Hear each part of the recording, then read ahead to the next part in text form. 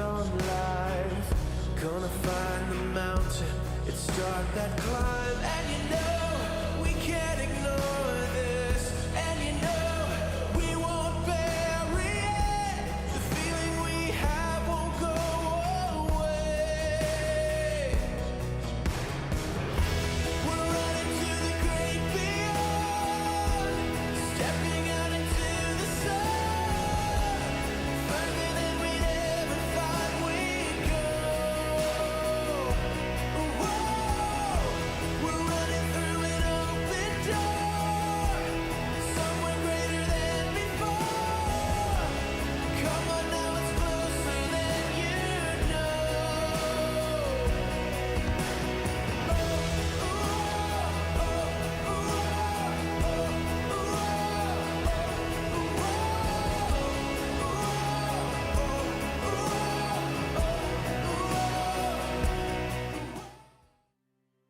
Scared to be the first, only standing still and making this worse. We have a new way of life. Gonna charge the mountain and start the climb. And you know we're gonna make it.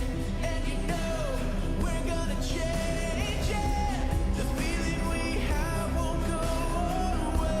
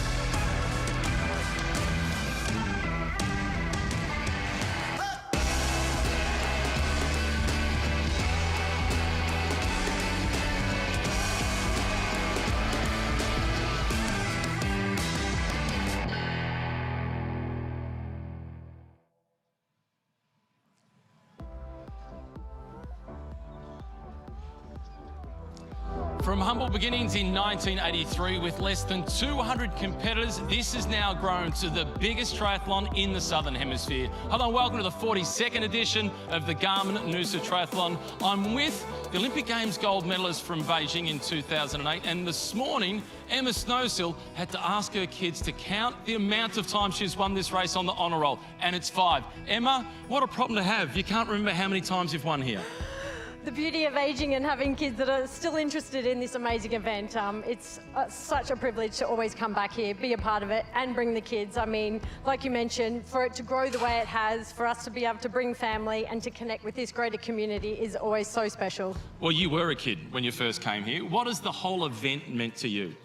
I mean, this was the start of my triathlon career. I was a young aspiring swimmer and I came to Noosa Triathlon to just take part in the swim leg, and my eyes popped out of my head and I thought there's something else to this place about this sport, and I had Olympic dreams for swimming, but that really quickly changed to triathlon, and we can say the rest is history, and this has just been such an integral part of my career and coming back here and now a part of my family's. And it's not just about the triathlon anymore. It's a multi-sport, not weekend, but a whole week. And your family's been involved in some of the events starting on Wednesday.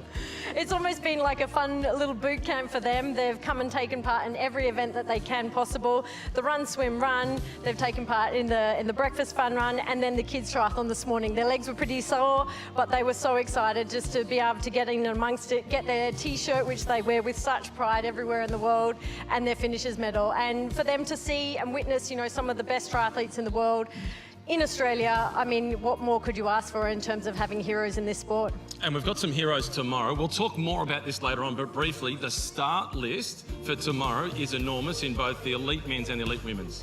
We are so fortunate to have the likes of Matt Hauser coming here off his incredible win. We've got Cassandra Bogan from her win in Paris. I mean, I don't think you really can underestimate just the type of athletes these are, and to have them racing here in Australia, to come to this humble little town in Noosa, but they have heard about it. They've heard about this place, they've heard about the community, and for them to come and experience it and witness firsthand for us as spectators, I think is really a testament to this event. That's all to look forward to on Sunday. We have the world champion in the men's, we have the Olympic champions in the women's, and we've got Ashley Gentle waiting on by with Pete Murray to talk us through Super Sunday. Pete, over to you. Good afternoon, Matt. Good afternoon, Emma. Yes, we're up at the Garmin Beach Club here at the Super Saturday, and we are getting set for a jam-packed Super Saturday here in Noosa. We're going to kick start it off, of course, with the GWM Australian Women's Criterium. 30 minutes of racing, throw 3 laps on top. It's going to be fast and furious. Then we have a bit of fun. We bring our celebrities, current, past sports stars of Australia are out there in a short relay, fun version of swim, bike and run. Then we go back to the GWM, Australian Open Men's Criterium. 40 minutes of racing there with 3 more laps, and we wrap it up with the big one, the ASICS Bolt 5K. But I'm up here at the Garmin Beach Club here in Noosa, and joining me is none other than the Queen of Noosa. She's 11 times champion here in Noosa as well, the lovely Ashley Gentle. Ash, welcome home. Yes, thank you. It's nice to be back. I'm on the other side of the fence this year, but I'm soaking it all up. How are you really feeling? Are you tempted to jump off at the fence here in the Garmin Beach Club, put on the lycra and race again, or are you happy to see a new champion crowned tomorrow morning? Yeah, well, I had a rest week after Wollongong, so I definitely wouldn't be prepared to just jump in last minute, but I am happy with my decision because I've really cherished this race so much, and I always want to come back here when I feel like mentally and physically I can give it my all. So I'm just happy I can still be here in Noosa to soak it all up and still be part of the action. You've been here for 11 years. It's like a second home for you. It's a great race. It's one of the biggest races in the Southern Hemisphere, or the biggest race in the Southern Hemisphere. One of the biggest in the world. It's just the atmosphere. We're ready to pump a Super Saturday afternoon. Yeah, it's incredible.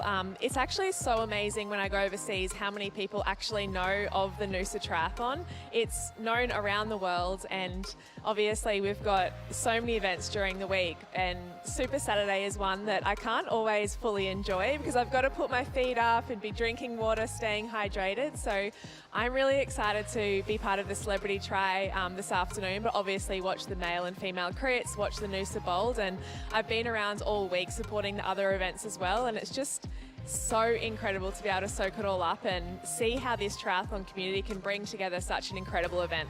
Well, there she is, the Queen of Noosa, 11 times champion, Ashley Gentle, up in the Garmin Beach Club. Matt, Emma, we're ready, set, and ready to fire the Super Saturday afternoon. It's back to you. Well, Ashley Gentle, she has competed in this event 13 times, twice second, 11 times she has won it. My daughter is now at the event for the 14th time, and she has asked the question, Emma, is it really Noosa if Ashley Gentle's not racing? It certainly feels that way. I mean, she has been the queen, and she's, really flown the flag for Australia and around the world for triathlon. And I think that's something that's an amazing testament to her. And it's great that we also get to witness a new champion. And I'm sure she's, very encouraging of that. And for next year, I'm sure she's going to come back hungry and realise that she really probably did get a little bit of FOMO there. She'll be back next year, I'm sure of it. She's one of the stars of the sport. We've got some stars that we're going to be talking to later on. And one of them on Thursday was inducted into the Walk of Fame. And I'm not sure whether his surname Carr is pronounced Carr or Star. Dally Carr, he's been the official photographer for triathlon in this country and globally for 37 years. I can remember the day, the time, the place. I remember exactly where I was when I first ever met Dally Carr, and he's been such an incredible person in this triathlon community. I mean, he would be at every race around the world, even when you wouldn't expect it. Dally would pop out from behind that lens, and he's been a true historian. To document so many athletes through their successes, didn't matter where they were competing, and I think we owe so much to him, and it's such an honour to have him included here, and I know it says so much to him as well. One of the beautiful things about photographers is they're never on this side of the camera. They're always on the other side of the camera, making it about the athletes, making it about other people. But we do have some athletes to talk to throughout the day. We're going to have a chat to Rochelle Hill, recently crowned under-23 world champion, Matt Hauser, the world champion, and you're going to have a chat to Olympic champion, which you are as well, when you catch up with Cassandra Beaugrand, the French woman who's going to be racing Noosa tomorrow for the first time. I can't wait to speak to these athletes. I think we're in such an amazing time in our sport again in Australia to see this resurgence of our athletes, and having heroes like this compete at home on the world stage to show the world what they're made of, and coming into the Olympics, you know, in Brisbane 2032, I think for any young aspiring triathlete on the sidelines, what more could you ask for? Well, in 2024, there was a young aspiring athlete who made his debut in the Noosa Triathlon. He got off to the perfect start. Let's have a look at some of the highlights from last year's race.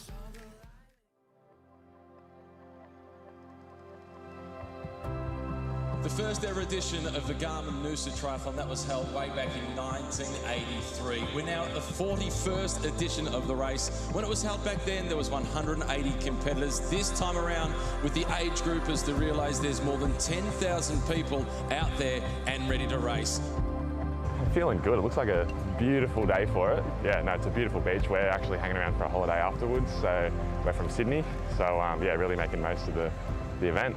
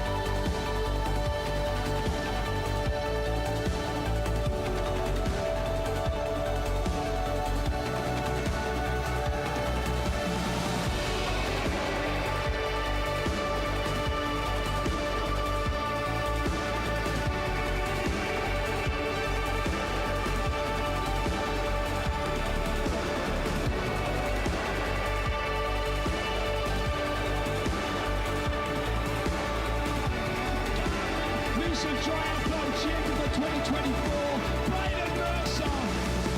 Ashley Gentle, you are the champion. It's honestly really, really surreal. I was just in an interview then with Braden Mercer, and he's just taken out his first Noosa Tri title at a super young age. And you know, I remember when I was that young and I won my first Noosa Tri, and it's like literally a lifetime ago. So yeah, I'm just actually super happy for him, and it kind of brings me back to and makes me think about how far I've come and how much I've grown up with this race. Yeah, I can't describe, I can't put it into words. Like every day, all the early mornings for years, like the bad races, the ups and downs, you question it, and then you come here, and then to get a victory like that it's next level. So yeah, over the moon, honestly.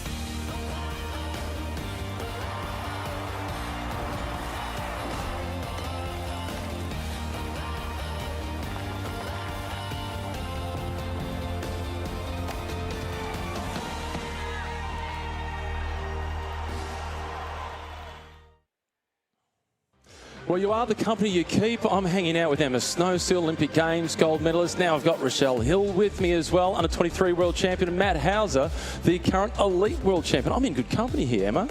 Mate, we try and make you look good, but you do a pretty good job yourself. Hopefully some of it will rub off. How does it sound to be announced as world champions, both of you? Yeah, it's been amazing. Obviously, it's been a great couple of weeks. You know, coming down off the high, and obviously having this race as you know, something to aim for off the back of being world champion. So no, it's been it's been a wild ride, and it's been great to share that with friends and family as well. Is it hard to hit the reset button and get ready to race again after winning the world title? Yeah, for sure. I guess once you come down from that big high, and obviously you've been working towards a goal for so many months, and it is hard to kind of reshape the motivation and aim up for this race. But you know, with lining up against the likes of, you know, so much international talent that's come to this race, and obviously respect it for what it is, and it has such a rich history in our nation as a triathlon nation. So no, it's really special. And how about for you, Rochelle? Has it sunk in yet when you go out training on your own and have your moment of peace and quiet? Pretty surreal. It feels like it was an eternity ago, but this is just the start of my year, really, being off for quite a while. So I'm just excited to get out racing, to be honest. I'm just eating up every opportunity. I mean, we saw you come second here last year to Ash, and you have had, like you've said, a bit of a rocky ride up until this point. I mean, from what I've understood, coming even into Wollongong, you've had quite a bit of a challenging time with injury, and then you've just come out and taken a world title. I mean, that's also an amazing place to be, but where are you now? Does that give you this extra, you know, motivation to say, like, I've really solidified myself as an athlete, you know, coming through probably a pretty challenging time, I imagine, with injuries? For sure. It was something that I feel needed to happen. I think it was my own journey that kind of took me that step back to step forward. And I'm actually grateful for it in the end. And that race at Wollongong was just a mix of eagerness and patience that has been waiting to just get out there on the field and give it my best. I think that's an attribute to this sport in general, isn't it? I think that's something that's always, you know, as Matt's alluded to, you know, you have these seasons where things start going in the right direction, but I can only say from, you know, from an Australian point of view, to have you two as icons of our sport right now and having a World Championship final on Australian soil, we couldn't have two better role models. What was Rochelle's mum like for you as a role model? Because she competed in the Olympics before you won the Olympics. Were you rivals? I actually really recall a race in which Rena Hill pulled me off a step getting out of the water.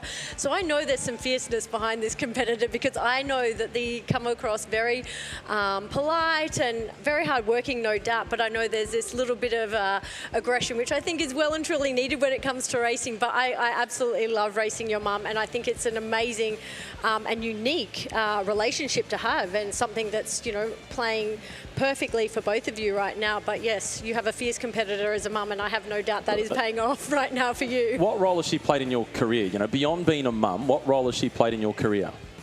Well, my coach, so she is a role model in both being the woman I strive to be, but also the athlete I strive to be. I think her values as a person are just something I would love to replicate. For you, Matt, the Noosa Triathlon has been a big part of your career as well. What would it mean to you to back up Wollongong and win here in Noosa? Yeah, to finally take the top step. I mean, I got second a couple of years back after Hayden Wilde decided to show up and take it from me. It took the course record, though, to beat you. Yeah, exactly right. I can claim that I got the second fastest time in history now. But, yeah, I guess for me, being a world champion, being able to celebrate the sport in Noosa here with everyone else for this weekend, it's super special, and hoping to take the top step for the first time here. Watching the replay from Wollongong, is that the slowest last 20 metres you've ever done in your life? Did you want that to last a little longer? Yeah, for sure. I think I just really didn't want to let my mind wander to the finish line too quickly. I knew that it was inevitable by the last couple of laps, but I just wanted to stay focused and push to the line. And I might have liked to soak it up a little bit more, but that's what the next 12 months is about. It's celebrating being world champion and trying to defend it. Emma, you've been in this position before, where you've been at the top of the table, 3 world titles, 5 Noosas, an Olympic gold medal. The list goes on. What advice would you give these two as the athlete now with a target on their back?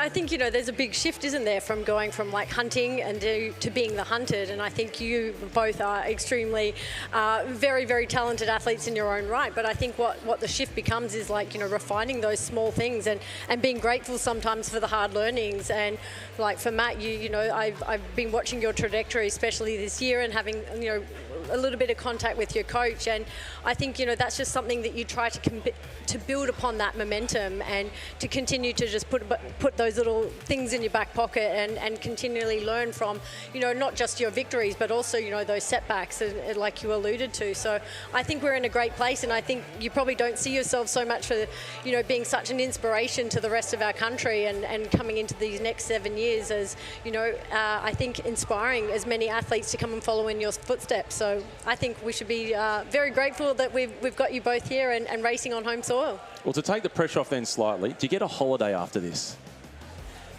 I've got another race.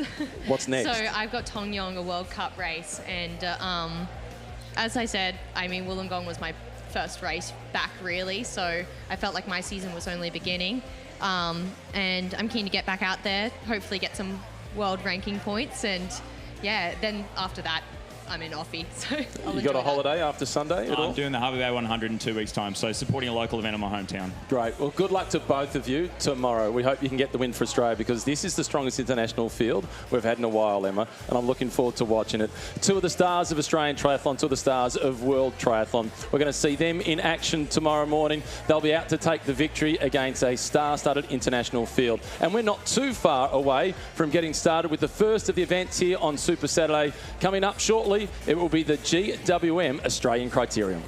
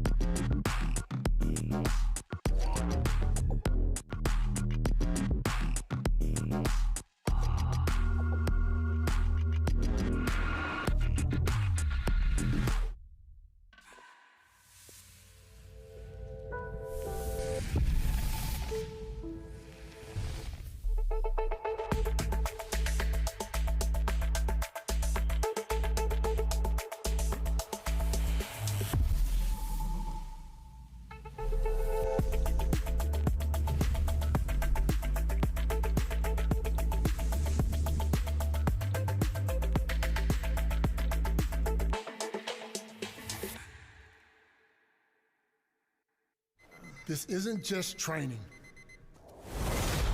It's transformation. From sweat to strength. From human to something more.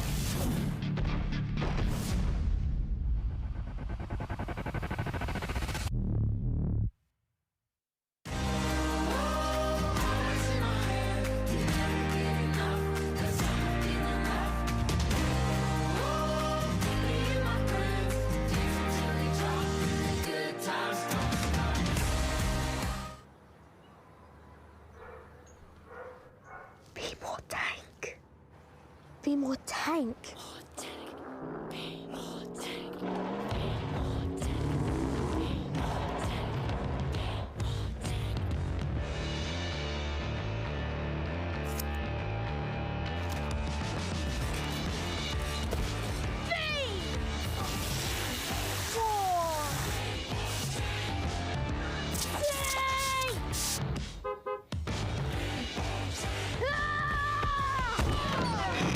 Be more tank with the GWM Tank 500 plug-in hybrid. Go with more.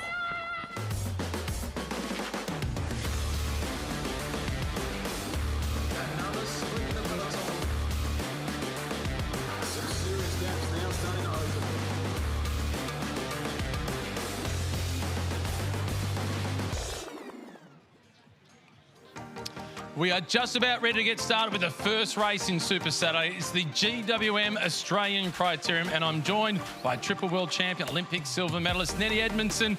Nettie, before we get to the try, you're wearing the Smiling for Smitty proudly. Before we get to the Criterium, I should say. I certainly am, Matt. I am very proud ambassador of the Smiling for Smitty charity. So they are the platinum partner here at the Noosa Festival, and they have raised a whopping $16 million for cancer research through the Marta Foundation since they started the charity up in 2006. So a really impressive achievement, that's for sure. And as you make your way out over Garth Proud Bridge, you'll be able to see the Smiling for Smitty camp. They're all set up. You can't miss them there in the blue. As for the race that we've got this afternoon, the Criterium, I'm sure that everybody racing this Criterium at 2 o'clock yesterday was really nervous about the weather. Yeah, we had some pretty heavy rains coming through. It's currently about 28 degrees, really hot out here. So we had something similar yesterday before the storms rolled through. So fingers and toes across that we can just hold on, because it's a hot dog circuit here. It's tough, it's gnarly, and it might be a bit easier if there wasn't so much rain. We're 7 minutes away from getting the race started. The race is 30 minutes plus 3 laps, and there's one intermediate preem where there's a cash prize up for grabs. We've got some young rising stars of Australian cycling in this race that have won medals and won titles at the Australian Championships at under 19 level. You're also a rider agent. You'll have your eye out looking for the next star of Australian cycling. That's certainly true. Yeah, there's not a lot of opportunities to get out there and race in Australia, so we're very grateful for GWM for putting this event on today. And as you said, we've got some upcoming talent out there, a couple of junior world stars, and then a few talents for the future. So yeah, we'll keeping an eye out on that for sure. They're blasting past us as they warm up. What are your memories of riding this event?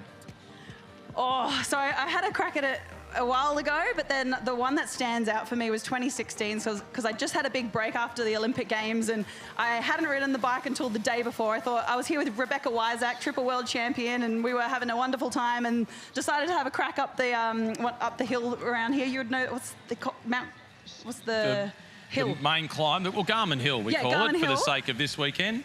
Yeah, that's the one. And absolutely blew my legs in the day before. But once I came out here, it was a hot dog circuit. So it's sprinting out of the corners. My heart rate was an average of 180 heart rate. So it just, it was one to remember, but maybe not for the right reasons.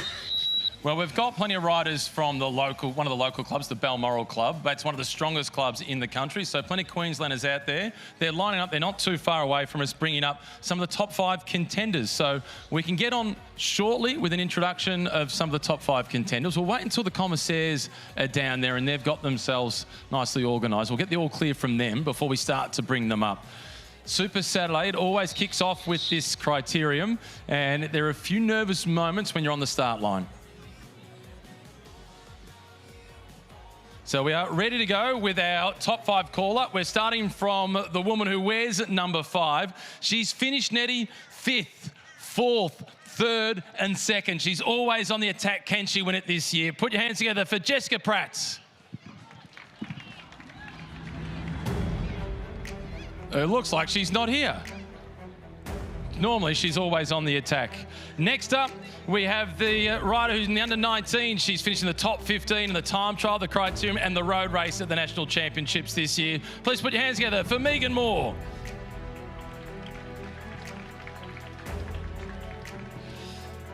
Also, one of the most versatile riders in the country. She's at a national level across the track, the road, and the mountains bikes. It is Elizabeth Nussbaum.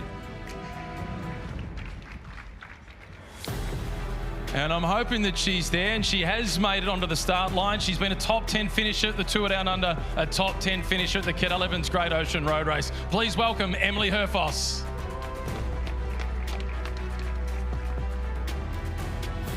She too looks like she might be missing. Next up, wearing number 1 at the National Championships this year. She almost took the clean sweep.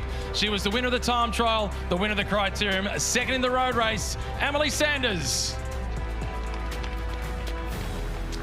And the rest of the race can make its way up to the start line as well.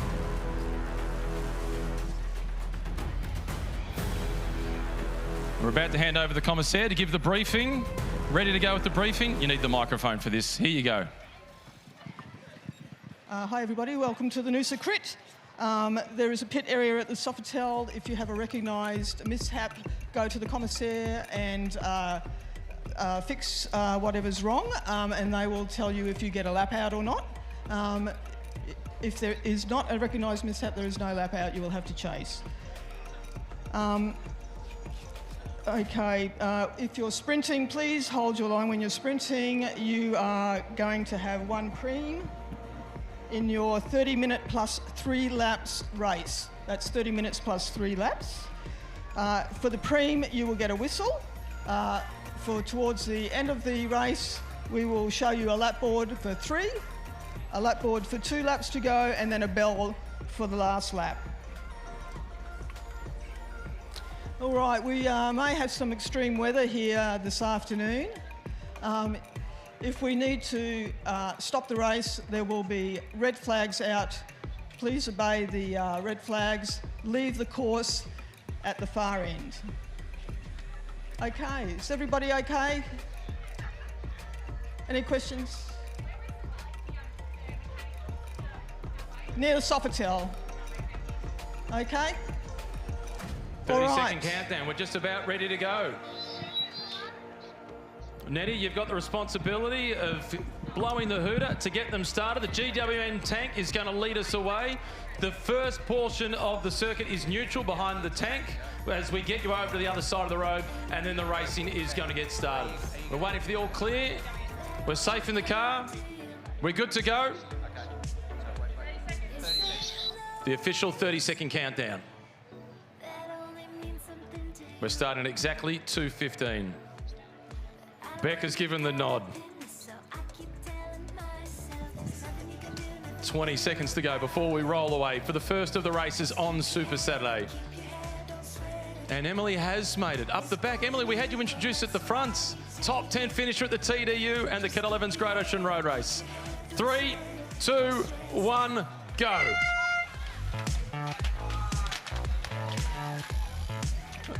Very relaxed arrival for Emily Herfoss. No stress at all. She just arrived in time. Okay, Nettie, let's make our way down the other side of the finish line, get ourselves in a safe position so we can see all the racing in action. GWM Tank is leading them out over Garth Proud Bridge. Neutral for the first portion of this opening lap. Once it is all settled down, the racing will get underway. 25 riders on the start list.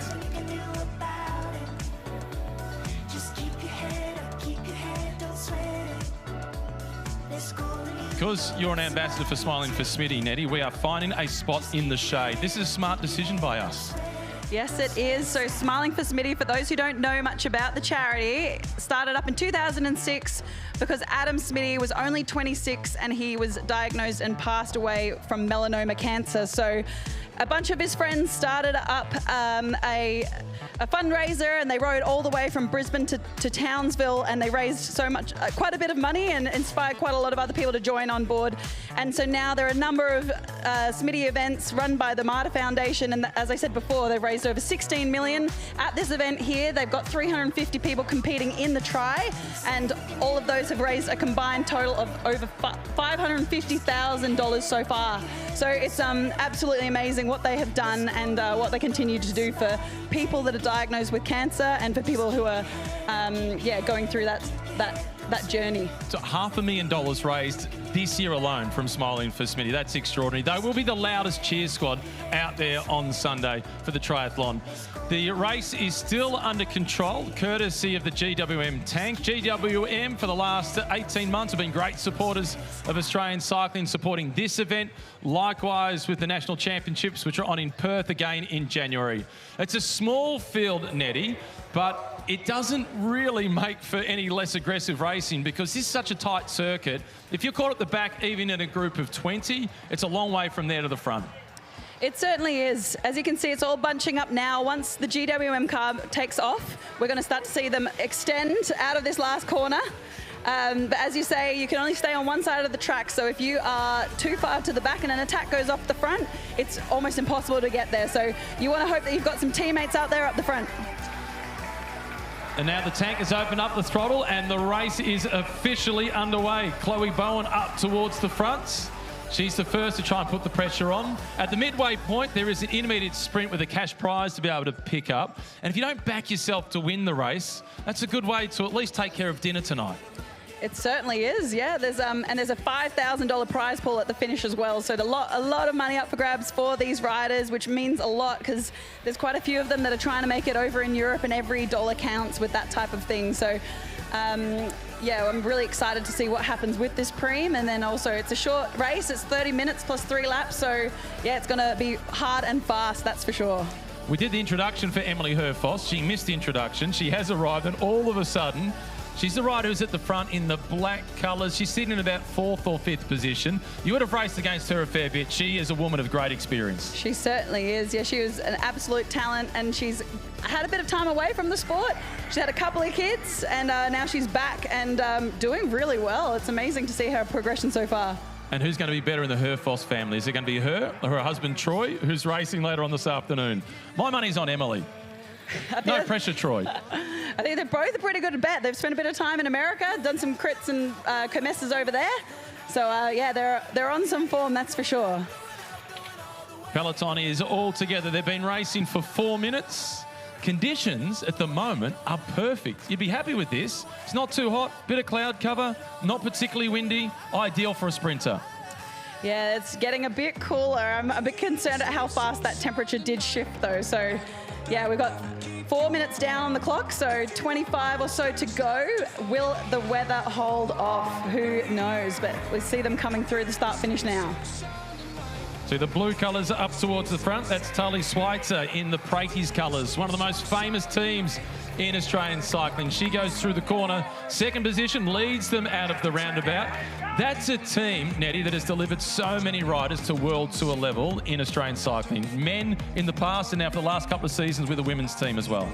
Yeah, they have been pivotal for our youngsters coming through. So Tully, she raced at the Junior World Championships this year, and yeah, she had an absolutely fantastic performance. Unfortunately, got stuck behind a GB rider on the final climb, so had to fight her way back to finish, I think, about 13th. So yeah, it's amazing to see the support that Praties and previously Bridge Lane have provided these young riders, and great to see them back again for 2026. Yeah, Tully, she'll be one of the favourites for the race today. She's out there on her own. She doesn't have any teammates. As you mentioned, top 20 finish at the Junior World Championships in Rwanda, which was a really tough course. She'd like this race to go out to Garmin Hill. That would suit her well. It would, yes. But we've got a hot dog circuit, and that's one to rip the legs. As you see them coming around that hairpin at the other end. So now it means that they're going to have to accelerate out as we see an attack going off the front. What did I say about good conditions? I felt the first drop of rain. Let's hope that there's not too many more coming behind it. The race is beginning to split up. They've put a fair bit of pressure on, kicking out of the hairpin corners, and it is the purple colours of the Balmoral Cycling Club. This is a club that keeps producing huge amounts of talent. They've got strong representation, both the junior men's and the junior women's peloton. It is a club that we always keep an eye on to see which of the National Series level teams, the Pro Velo Super League, will pick up one of these riders. Yep, so it's done a lot of damage, Nettie. It certainly has. It's all strung out, almost single file coming into this hairpin corner. Isabella Potts it is who leads them through, and she has flown through the corner. Potts has opened up a handicap going through that corner. Strong performance. Chloe Bowen was the next in line from ARA Skip Capital. This is doing huge damage at the back of the race. That's it. You can see these gaps starting to open up. Riders are wanting to close them down straight away, but that's why it's so important to be in a good position coming into these corners, because once the pressure goes on, if the gap opens in front, sometimes there's no coming back. I was really impressed with Potts around the corner, because normally the taller riders aren't quite as quick around super tight corners, just based on their size alone, as opposed to pure skills. She created a gap through that corner. Yeah, she was going hot and fast. Unfortunately, the pressure's eased a little bit though, so this is where you'd kind of look for one of your teammates to have another crack over the top, keep it strung out. That's the benefit of having multiple riders out there in a team. You can take turns and put other people under pressure, but the pressure's eased for a bit, so we'll see what happens and who goes next.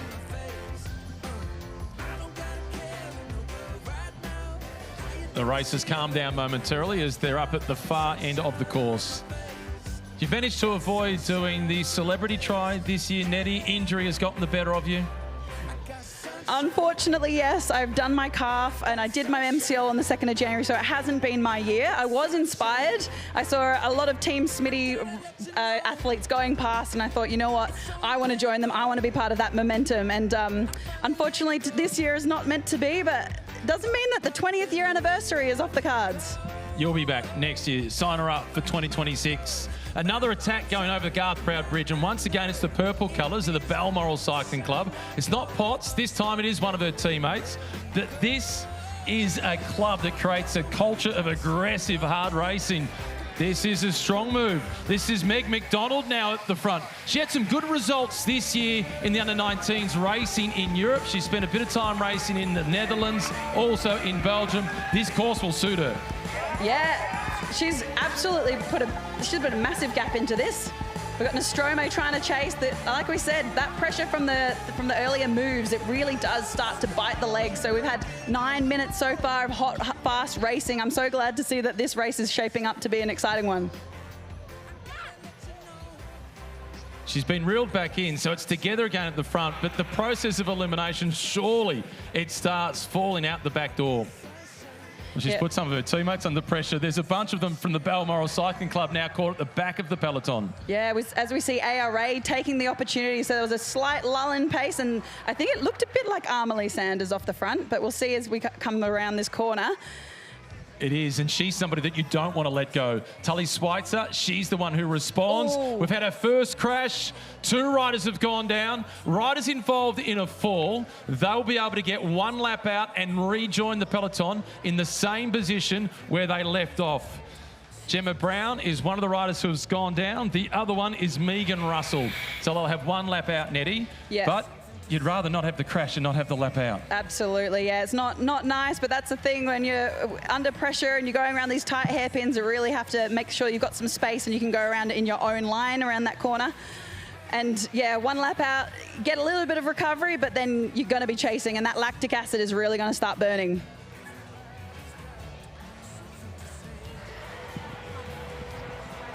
They are flying through after 10 minutes of racing. Schwarzer at the front again. She's the only rider from the Praties team, but she is uber aggressive. Armalee Sanders is the rider who is there with her.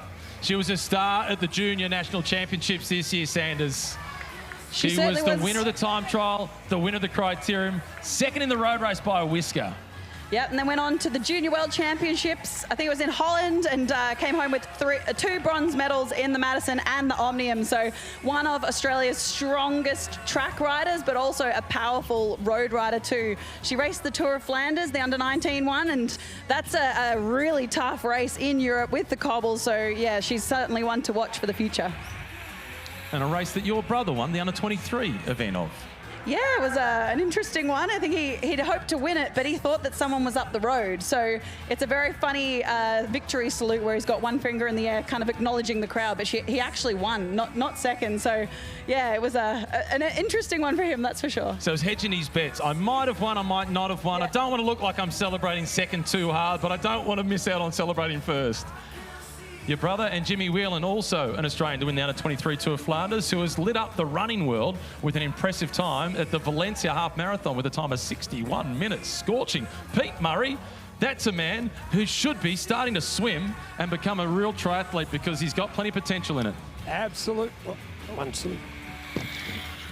Absolutely, Matt, and we'd love to see that. Any great cycle is always a good triathlete because they can save those legs on the bike and they can run. And when you can run a 61-minute half marathon, you are world class. That's very impressive. So it's kind of all back together now, Nettie. The riders that were involved in the crash, they've been able to rejoin. The 2 riders who fell, it was Gemma Brown and Megan Russell. They've both bounced back and they're in the peloton. It's calmed down momentarily. 12 minutes of racing, not too far away from getting the whistle for the intermediate sprint. Not quite yet. We'll keep a close look on the race officials.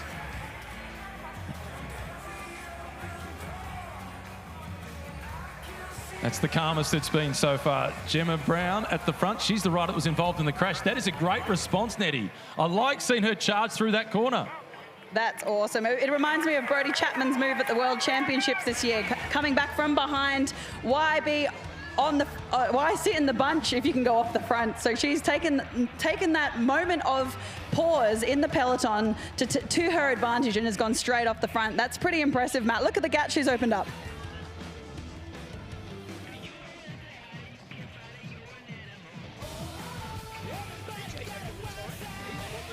I love it. Is it?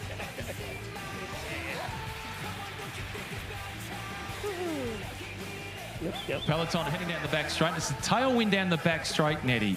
Putting your sprinter's hat back on, what does that do to the sprint finish if it comes down to that? So if there's a bit of a head, do you say headwind? Headwind for the finish line. Headwind for the finish. That means that it's going to be a harder sprint, which means you don't want to hit out too early. So as they come around here, they're going to be thinking about what position do they want to be in for that final lap if it is a sprint. Do you get a couple of teammates on the front to try and do that last bit for you, or do you want to have a crack and try and whack out early and get a bit of a gap? So there's a lot to it, and I think that they've got enough times to check it out and think about a plan before they come into that finish. Gemma Brown still off the front on her own, bouncing back after crashing a few laps ago. Peloton, no real urgency in the chasing, but Tully Schwarzer in the blue colours again finds herself at the front.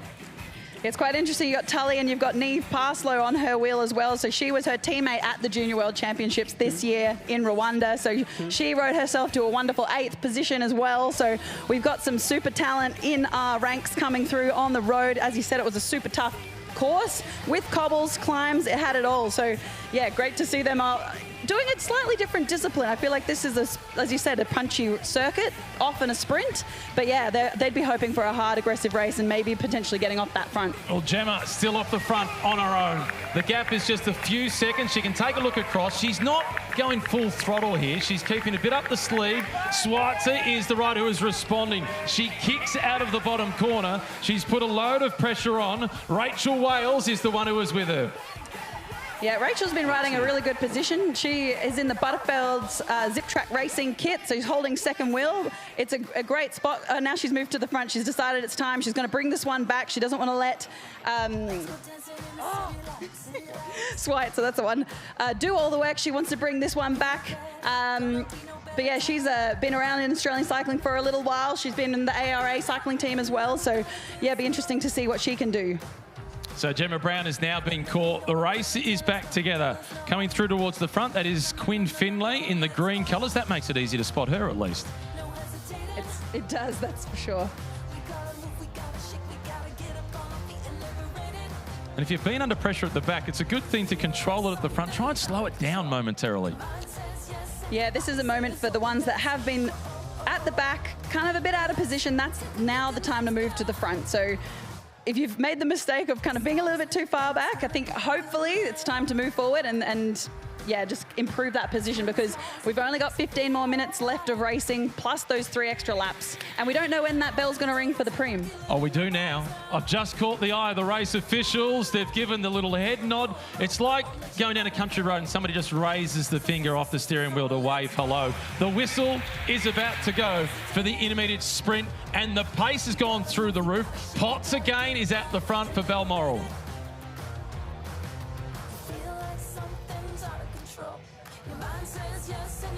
The GWM Australian Open Criterium. Race all together. The green colours at the front. It's Finlay who leads the charge. The whistle goes for the intermediate sprint.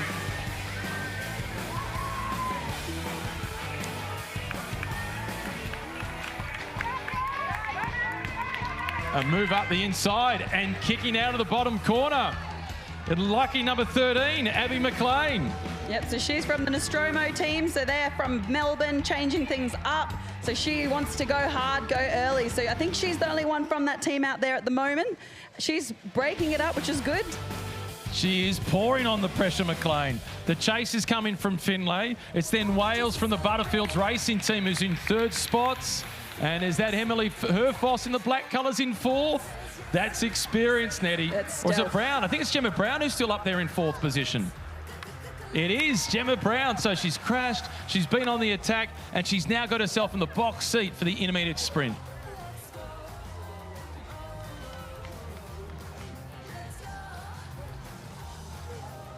Through the top corner. All right, let's see how this one unfolds. Everyone's looking around. The pace is here's a fraction. Do we go long? Balmoral looking like they're moving up on the outside. Abby McLean is at the front. She's got Finlay sitting in second position. She's waiting. Now the fly has come, and it's the purple colours of Balmoral once again, and they've opened up a handy lead. That is perfect timing for the intermediate sprints. It is winner takes all. The reaction is coming as they make their way over Garth Proud Bridge.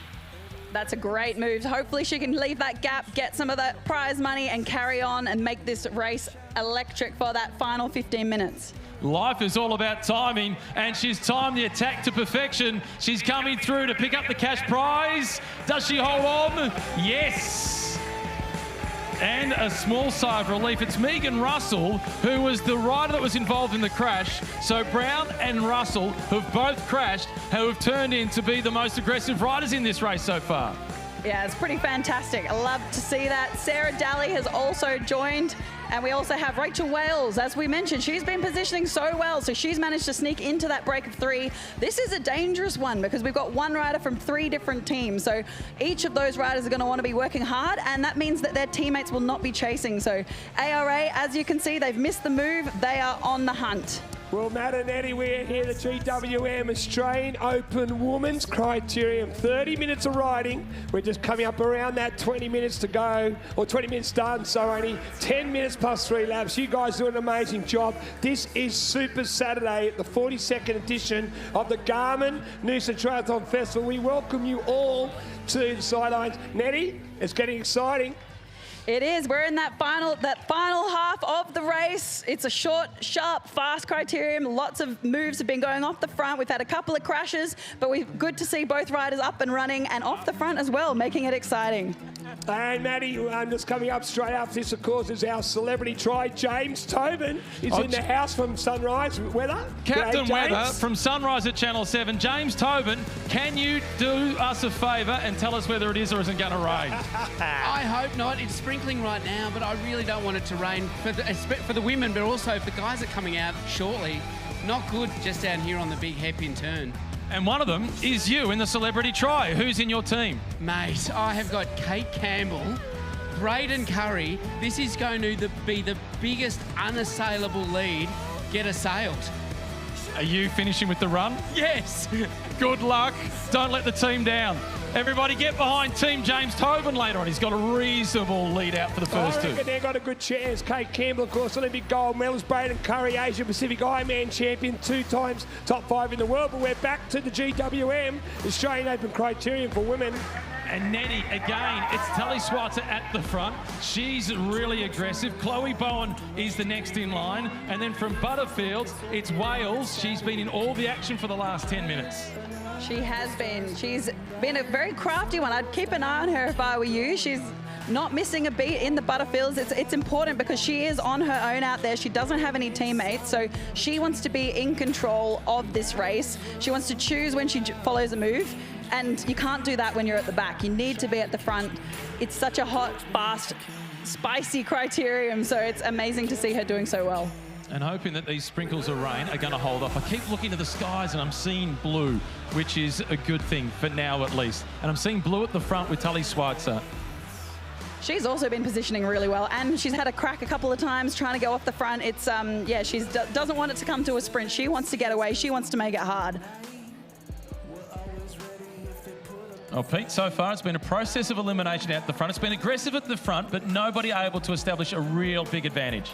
Yeah, just over 22 minutes now, so 8 minutes to that 30-minute mark. Then we throw 3 laps on top. That's where the business end of the GWM Australian Open Criterium for women here on Super Saturday. The crowd starting to build up. Don't worry, our celebrities are coming out soon. We talked to JT. We're going to see other likes like Emma Carney, Luke McKenzie, Will Davidson, V8 Supercar, going to spark up the road in Noosa Parade. If he's on the bike, he wants a wet corner because he'll go through quicker than anybody else. Peloton is all together, 22 minutes of racing having been covered. Once again, they go over Garth Proud Bridge. And you see the colours of ARA starting to move up. They're in the pink and blue, so they've been around for quite a while, helping develop Australian cycling. They're an under-19 team this season. They already had a couple of riders go to Junior World Tracks and World Road Championships, so doing a fabulous job for our young Aussies. So yeah, it's so cool to see such strength coming through those junior ranks. And a team created here, right on the Sunshine Coast. Matt Wilson, who is a local now in Noosa, was born and bred in Melbourne, so we still claim him as a Victorian. Rode the Tour de France a couple of times, was Australian National Road Champion in 2004. He set up ARA Skip Capital to give the next generation the opportunity that they're getting today. And of course, it's great to see the GWM tank there, the official vehicle of the Noosa Triathlon, and also the official vehicle of cycling as well. Matt, I know that you are an ambassador for GWM, and you love your GWM. Well, I don't have the tank. I've got the Havel because it's the family wagon. I'm not cool enough for the tank. My son wants the Cannon because that's a tradies car, but he's only 13. He doesn't know what trade he wants to do yet. He just wants to trade his car. But we're in the Havel because it's the family wagon, Pete. All right, GWM Open, Australian Open, Criterium for the women today. The men are coming out after our celebrities triathlon as well. So we've got sparse, furious action here at GWM Criterium. And then we finish it off with the ASICS Bolt, and there's 74 competitors in the men's race, Pete. And you know who I'm looking forward to seeing? Craig Mottram on the microphone. You won't get a chance. He's loud, he's proud, he's been there before, he's a 4-time Olympic athlete, and he's a great commentator. Get ready to be excited. The final event of our Super Saturday is the ASICS Bolt, coming up just after 5 o'clock this afternoon. And we're getting down to the back end of this race, Nettie. Sometimes this race is won by a breakaway, but we haven't seen anybody really establish a lead so far today. It looks like Emily Herfoss has actually had a crack off the front, so I wonder if she wants to shift that up and get away solo. And the wind is starting to pick up. Emily Herfoss or Gemma Brown, the black colours with the look across the shoulder. It's Herfoss who is at the front. She is on the charge. She likes a tricky corner too. She will fly through this and potentially extend her advantage to the corner. Sanders is pretty good though. She's the under-19 Australian Criterium champion. Grimacing on the way out.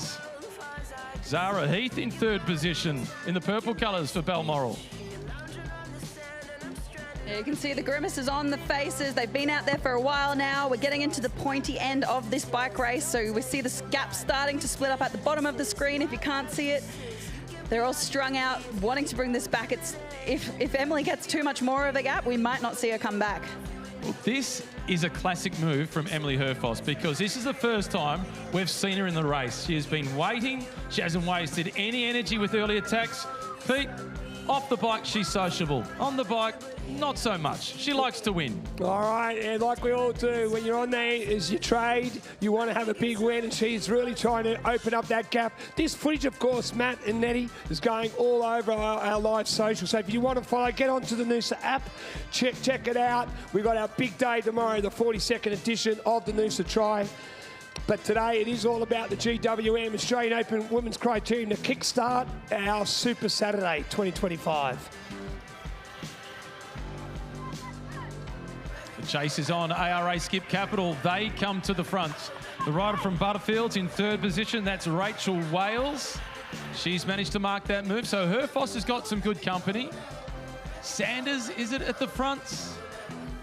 It looks like it is. The multiple gold medalist from the Under-19 National Championships earlier this year. They were held in Perth for the first time this century. 3 riders off the front, 26 minutes of racing having been covered. McLean is the rider who is doing the chasing. It is number 1. It's Sanders at the front. 1 and 2, the pre-race favourites, have got themselves at their head of affairs, with Wales keeping them company. And it's the under-19 Australian champion, Amelie Sanders, putting the pressure on. She's got a bit of a gap. Emily Herfoss has done all that work to establish the break, and now she's trying to close that one to Amelie. This is crucial moments for Emily Herfoss. As you see her swing off, Rachel Wales coming through. Like we've spoken about her all race, she's back there representing in the break for Butterfield Zip Track Racing. Sanders created that gap all through the corner. Yep, you can tell a trackie sometimes, can't you? They can take it around the corners pretty tight.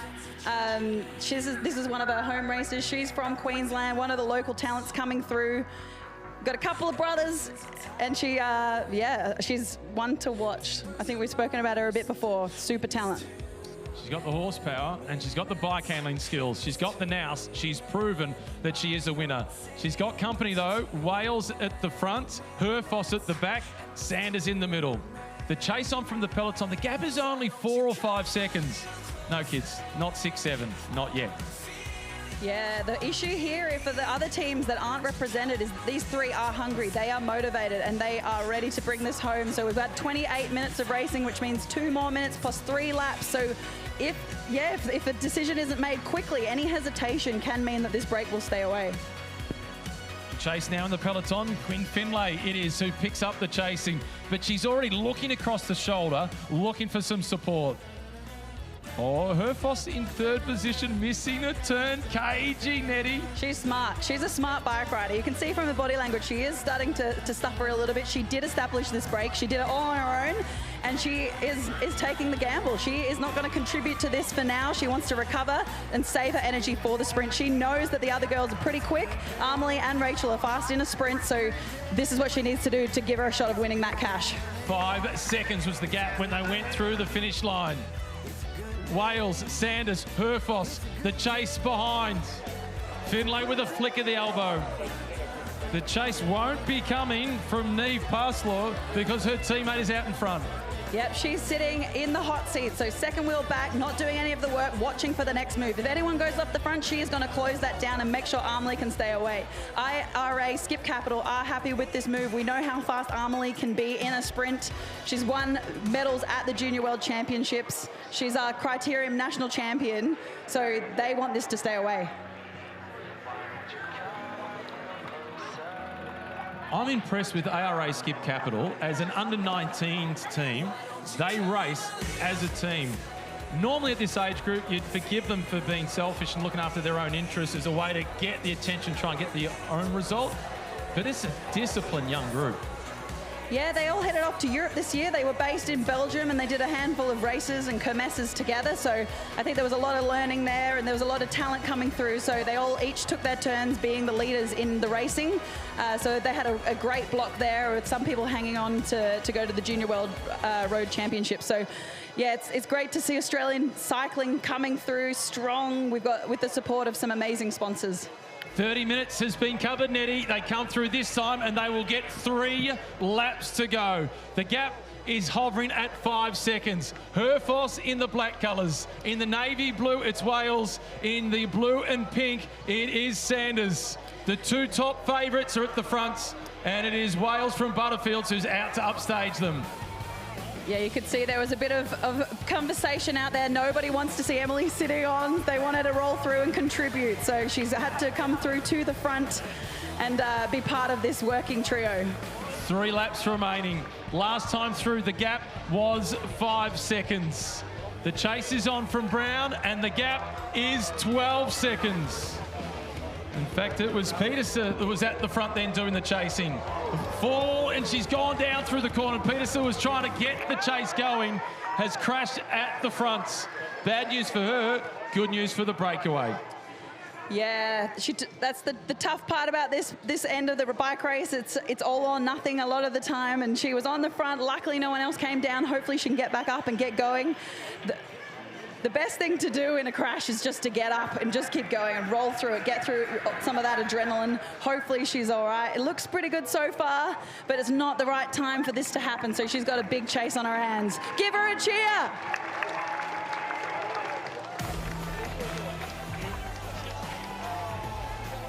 Because it's in the last 3 laps, there's no lap out. If she had had that crash 5 minutes ago, she'd get a lap out and rejoin the race in the same position.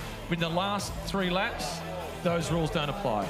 And that gap is opening up. We have some of our individuals trying desperately to do what they can. At this moment, you either sit on the front and drive it to bring it back, but if you're on your own, you may as well jump and go and try and attack and get across. All right, all the action of the GWM, Australian Open Women's Criterium. We are down to the final laps. 32 minutes has already been done racing. We're in our final 2 laps as they come over the Garth Proud Bridge. Of course, Garth Proud, the man who was the brains behind the Noosa Tri way back in 1983. It started this weekend, we celebrate 42 years, Matt.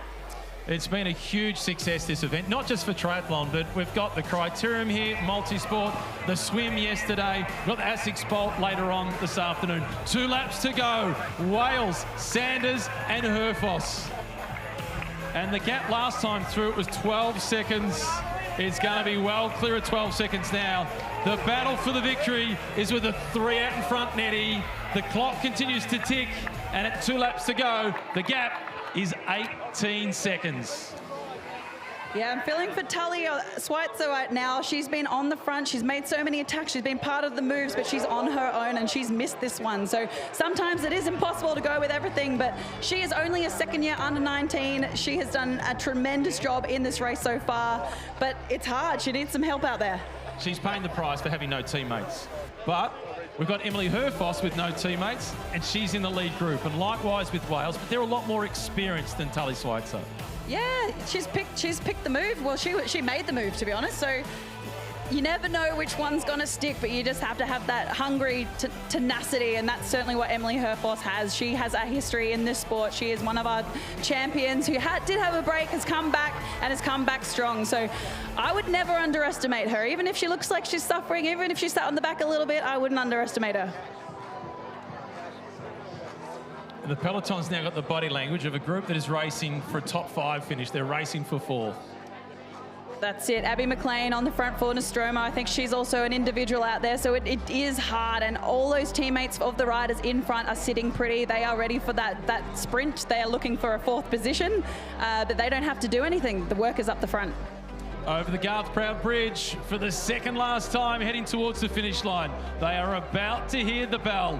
After almost 35 minutes of racing, it's coming down to a battle of 3. Sanders, Herfoss and Wales. Which one will come out on top? The youngster is at the front. The Australian under-19 Criterium champion for ARA Skip Capital is leading the charge.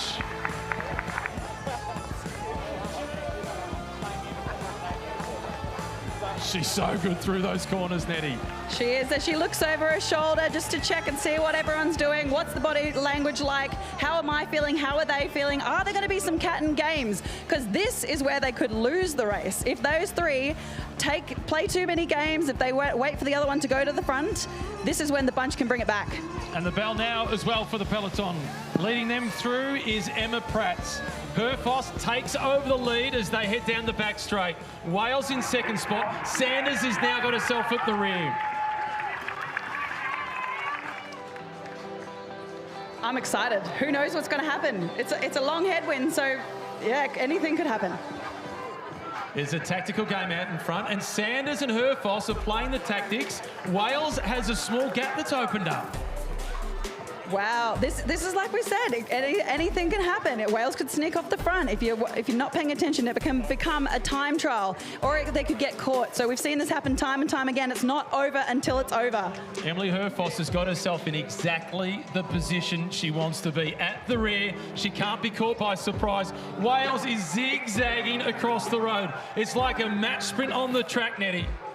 It certainly is. You've got your traditional sprinters in first and second, and then you've got Emily Herfoss on the back. Will there be an attack from behind, or will it come down to a pure sprint? Cat and mouse. That's just like the track. Sanders is sandwiched in the middle. She's the youngest in the group. The Australian under-19 time trial and Criterium champion. Over Garth Proud Bridge, Herfoss tries to slip up the inside, but it's Sanders who opens up the sprint first, and she's opening up the gap. Sanders with her nose in front. She's going to take the win. The rising star of Australian cycling. Sanders, sensational. She celebrates. Herfoss in second, Wales in third. Wow, Matt, what a sprint. She went from a long way out. That was more than 250 metres, I reckon, and she went straight into that headwind across the Garth Proud Bridge to take the win. She's got number 1 on her back. She has done an amazing job. And now the sprint for 4th place. And leading them across the line in 4th, it was Sarah Daly who takes out the sprint from the peloton.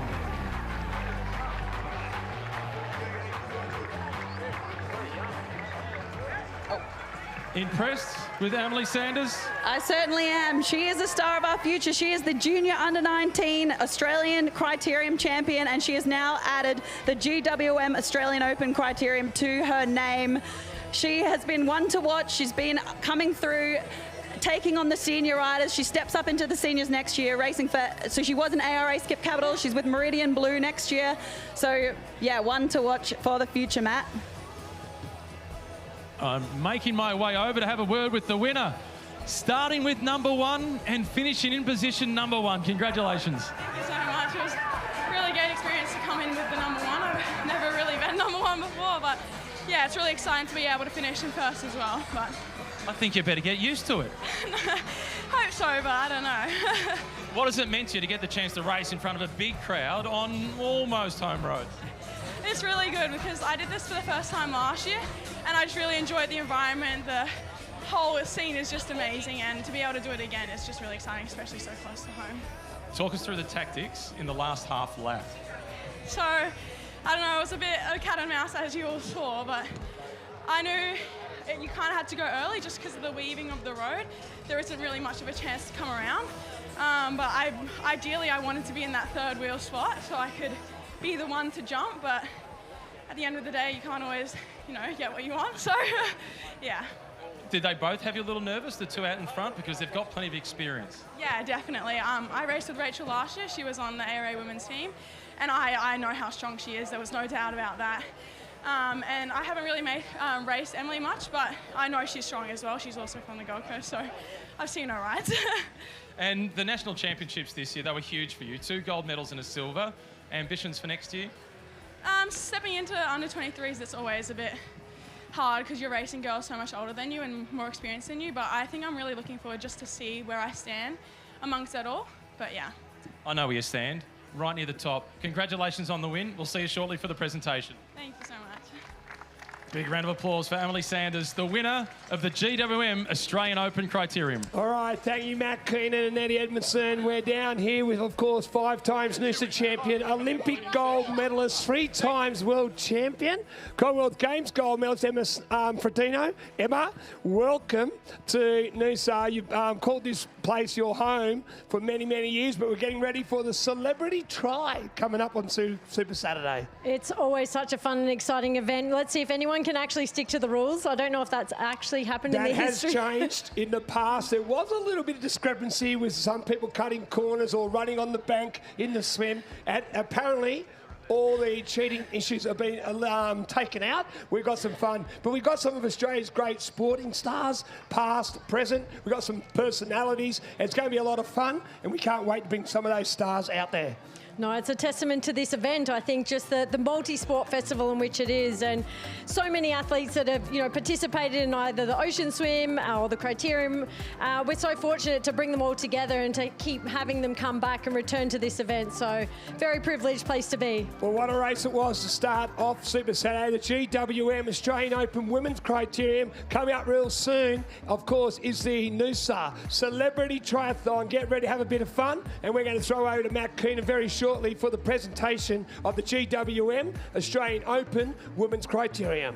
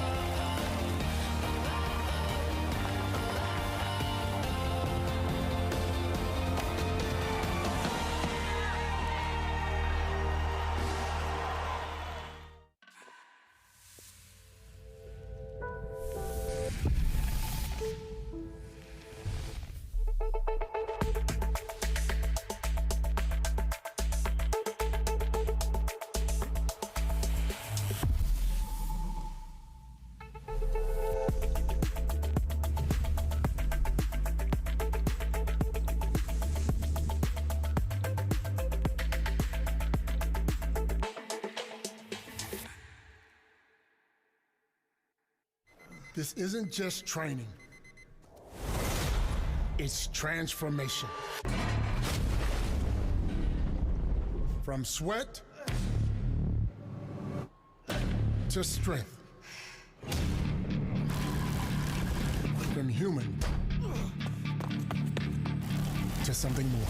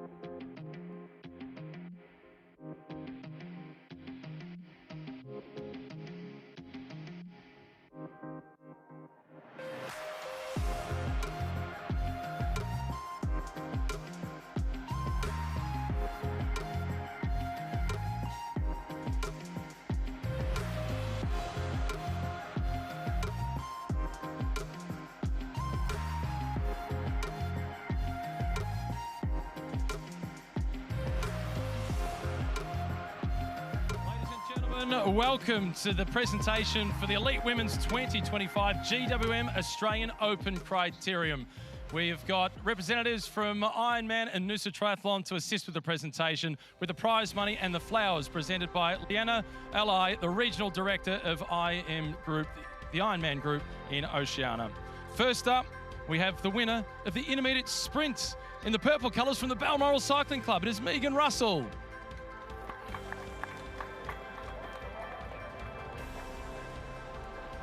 In third place for the GWM Australian Open Criterium from Butterfields Racing, it is Rachel Wales. In second place, she almost missed the start. She thought the race was kicking off at 2:30. She rolled in with seconds to spare and she got into second position, Emily Herfoss.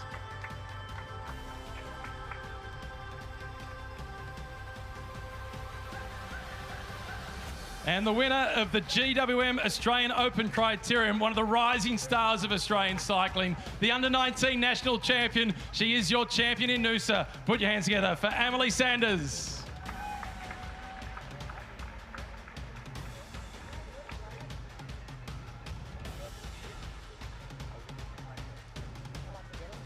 And now we've got the sparkling is on its way. This is where the rest of us stand back. And Megan, this is not a fair fight for you because you don't have a bottle. Come on, Josh, get them in there. The celebrity try is just about ready to go as well. I'm ducking for cover. This is not a safe place to be. And the most experienced athlete on the podium got the cork out of the bottle first. Finished second in the race, but she won the champagne fight. Well done, Emily Herfoss. Congratulations, Emily Sanders, as well, the winner. Rachel Wales in third position. We are just moments away from getting started in the Celebrity Criterium, the Celebrity Triathlon.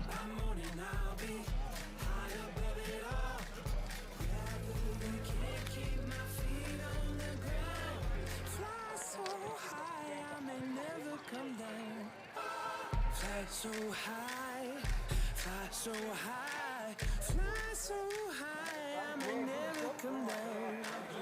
Fly so high, fly so high, fly so high, I may never come down. Fly so high, fly so high, fly so high, I may never come down. Fly so high, fly so high. Well, Super Saturday, the celebrity race is going underway. We're going to talk to some of our celebrities, including the man right here, Will Davidson. You're here every year, buddy. You're usually racing on 4 wheels, V8 supercars, 2 wheels this weekend. How you feeling? Always a pleasure to be here, Pete. One of my highlight weeks of the year, to be honest. So it's been a big week in supercars, big few weeks actually. We were at the Gold Coast last weekend, so we're on 2 wheels most of that weekend, to be honest, although we're meant to be on 4. So it'll be good to get on bike now, but also run through the course tomorrow. Always love it. All the best to Will Davidson. Emma, who we got over there? I've got a recently retired Braden Curry, and we don't normally get Kiwis on. A recently retired Braden Curry. We don't normally get Kiwis on here, but we'll allow it this one time. Have you actually, in your career, ever done something this short? Not that I've experienced, no. So it's going to be, a hot race out there, I can imagine. The field, the depth, the experience. I can see it's going to be very challenging. But it's all very serious with that aero helmet. Well, someone's got to bring the A game. So, we'll hold on. I'll probably get dropped, but we'll hold on for as long as I can. Kai, fish out of water here, riding a bike. I know, I'm just trying to work out how to put these shoes on this. Is it clips or something? Oh, I'm in big trouble, aren't I? No glasses, just going all in. Yeah, all in. This is my aero, just my head. So the team format is just in for the win. Who's in the team? I've got Emily Seabohm swimming, so I know that she swims exceptionally well. As long as she, I don't know, I haven't seen a freestyle in a while. I know she's a backstroke girl, so. And Simon Thompson. So, mate, I've got a fantastic team. Looking forward to it. It should be great fun. And you, Braden? We're getting let out of the water by Kate Campbell. So I imagine that should be pretty handy. Hopefully Kenny doesn't submerge her. And she comes in upright with oxygen, not a blue face. And then we've got Jamie Tobin running for us. So, it sounds like he can talk. So if he can talk as well as he can run, then we might be all right. Well, always a pleasure to have you guys here. And who have we got competing with you, Courtney? All right, we got Courtney Atkinson, 3 times Noosa champion, Australian Olympian as well. Courts, welcome home. You know the course very well, but this is a celebrity try, bit of fun. Yeah, well, I've got my swimmer out there is from Bondi Rescue, so at least we should get there. Reedy's swimming for me, and then I've got the great Emma Carney running. So we've got a decent team. I'm running vintage today, just by the way. If you're out there looking at the bikes, you saw Braden just then showing off. You'll see how quick he goes with his aero helmet and everything. I'm running, I think probably about 2002 version. And we just felt your tyres. You've got about 40 PSI in there as well. Maybe you need to pump up your tyres, literally. Yeah, should have thought of that. All right, there he is, Courtney Atkinson. We're not too far away, though, folks, as our runners come out on course. This is the Super Saturday, the Noosa Celebrity Try. We've got Rihanna Crennan over there. Rihanna, come on over quickly. This is the voice of the V8 Supercars. Great to see this time last year. We don't even talk about it. She was on the bike, but she's going on the run. Welcome back to Noosa, Rihanna. Thank you so much, Pete. And we don't talk about last year because we're fully focused on this year. But yes, I had a big stack last year on the bike. So look, I've learnt and I'm running this year. And how good is this? It's a great way. It's a fun race, but behind the fun, there's a little bit of seriousness here. Teams want to get the bragging rights. They want to stand up on top of the podium. They want to be number one. Oh, look, we've got Kate Campbell and Emily Seabohm in the swim. Look at the people that we've got here. Beth McKenzie running, Ashley Gentle running. I'm a TV presenter, Pete. Why am I here? Start now. Go, go, go. We're going to go across to Emma now. She's with 9 times Ironman champion, Mr. Luke McKenzie. Luca, you are our true Noosa local, and to have such an event like this, have all these celebrities, what does it mean to you? Oh, it's my favourite weekend of the year, Emma. It's a great atmosphere, and it's always good to see friendly faces here. Every year we've got more and more of our A-list sports stars coming to Noosa, and it's so great to be part of it. Your wife's nursing a pretty horrendous blister, and she's taking part in another team. Is that been a tactic? I think that's her problem, and I'm going to do my best to kick her butt. Well, over to you, Pete. Let's see where those swimmers are. Luke McKenzie, you're going to fight that battle on your own. We're not too far away, folks. We've got some more stars coming on up, but this is Super Saturday. Beautiful Noosa, home of the Celebrity Tribe, coming up real soon. All the action. Pete Murray, Emma Frodino on the microphones. We've got Clint McGrath. He's coming out soon as well to say a few words. So welcome to Super Saturday.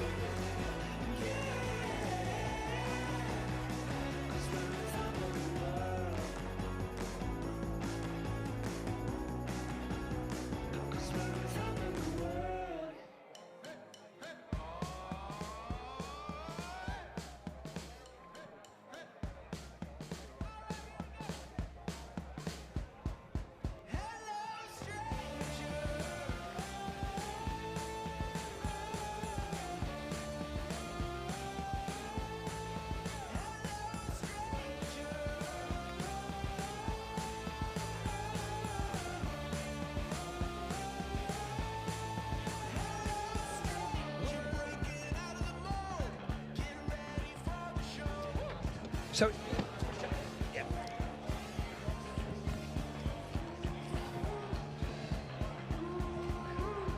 Well, 1, 2, 1, 2. 1, 2. All right, here we are. We're down. When you think of Australian cricket, ladies and gentlemen, you think of some of our all-time greats. Well, this man next to me is Mr. Glenn McGrath. Glenn, you live in Noosa. Welcome. Yep. No, it's great to be here.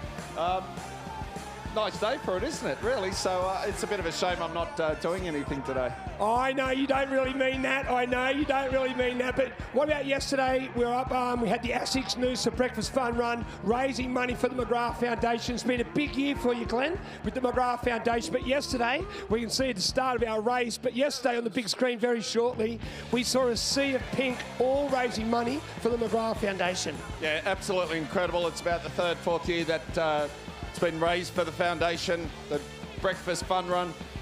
You know, just see a sea of pink, like 1,800 plus people, absolutely incredible. Noosa's really got behind. You can see on the screen there just how many people turned out in pink and how many people come up to us at the end of the event and say what a, you know, they're quite emotional. They absolutely loved it, and that's very special. Mate, over 2,000 people have been there dressed in pink tutus, afro wigs. We had a male version of Snow White. That was pretty scary. But, mate, it's what it's all about. It's been a big year for the McGrath Foundation. 20-year celebration. But now, breast cancer, yes, but you're also helping and treating all forms of cancer, which is incredible. Yeah, exactly right. You know, our mission when we started the foundation was that every person, every family within the country going through breast cancer had the free support of a breast care nurse where they live. That was our goal.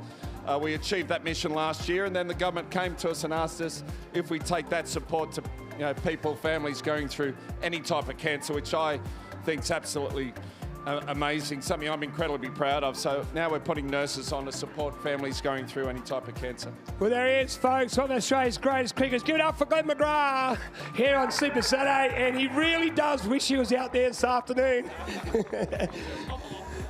All right, so Emma, here we are on the big screen. We got a bit of a breakaway. There's two swimmers, one on the left, one on the right. Do you think Kate Campbell could be one of those swimmers? I'd love to hedge my bet, but it looks like it's been a pretty fair swim at that point. And, you know, as we say when we're watching a triathlon, if it's strung out, the pressure's on. So sure it looks like someone's trying to take as close a line to the sand there and make the most of a bit of a run on the beach instead. All right, so what will happen, they'll get out of the water. Oh, a little little bit of tactics there. Got out of the water early, onto the hard sand. They'll come from the canal at the back across the transition area, and they'll come straight out onto Noosa Parade. Our cyclists are ready. Pete Jacobs, 2012 world champion, he's there. We got Kai Hurst, 7 times Ironman champion, and also 13 times Noosa Swim champion.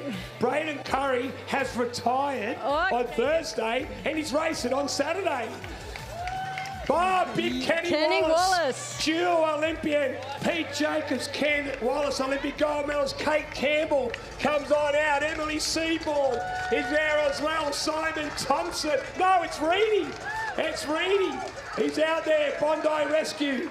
Out we go. Liz Blatchford. 3 times Ironman Asia Pacific champion. The AFL boys are out there as well. Let's get a word with the budgie smuggler himself. How was it, champion? You're smiling. How was the swim? Yeah, tough. Not as fit as this lot, that's for sure. Mate, there was a false start. We're doing it all again. You've got to get back down there and swim again. How's that feel? Yeah, let's go. We got it. Good stuff. Here we are. Kate Campbell. 8 times Olympic medalist, 4, of course, gold. How are you, Kate? Welcome to the sport of triathlon. Can I say Noosa is the only event that I will come out of retirement for? You're retired early, but how much fun is this going to be? We got sports stars from swimming, cycling, triathlon, sports celebrities. It's what Super Saturday is all about. I'm just fangirling left, right and centre. This is so much fun. What an event. And I hope that my cyclist is up to the task. They'd be game. They'd be very scary. I'd be scared of Kate Campbell myself. Emma, who we got over with you? Oh, well, we have Non-Stanford. Are you now an adopted Aussie? Yeah, an adopted Aussie. So, of course, I had to come up to Noosa and give it a good crack. You need to show these young athletes that you're now inspiring in Oz Triathlon what it's all about. Yeah, exactly. Now I'm working with a future generation of Australian talent. I thought I should show my face and give it a go, and that was actually really hard. Wonderful to have you here and wonderful to have you part of our program. All right, let's get back to the race. You can see Braden Curry. He's on those aero bars right behind him. I think I'm pretty sure it's Pete Jacobs. So Braden Curry is a 3 times Ironman Asia Pacific champion, 2 times top 5 in the world, and of course world champion in 2012 was none other than Pete Jacobs. They're in there as Team 4 comes on through as well. That's Courtney Atkinson. All right, so PJ goes his time. No, it's Luke McKenzie up there as well. So his team's going through. On the other side, Courtney Atkinson, Kai Hurst, Will Davidson's there as well. The AFL boys are in that team as well.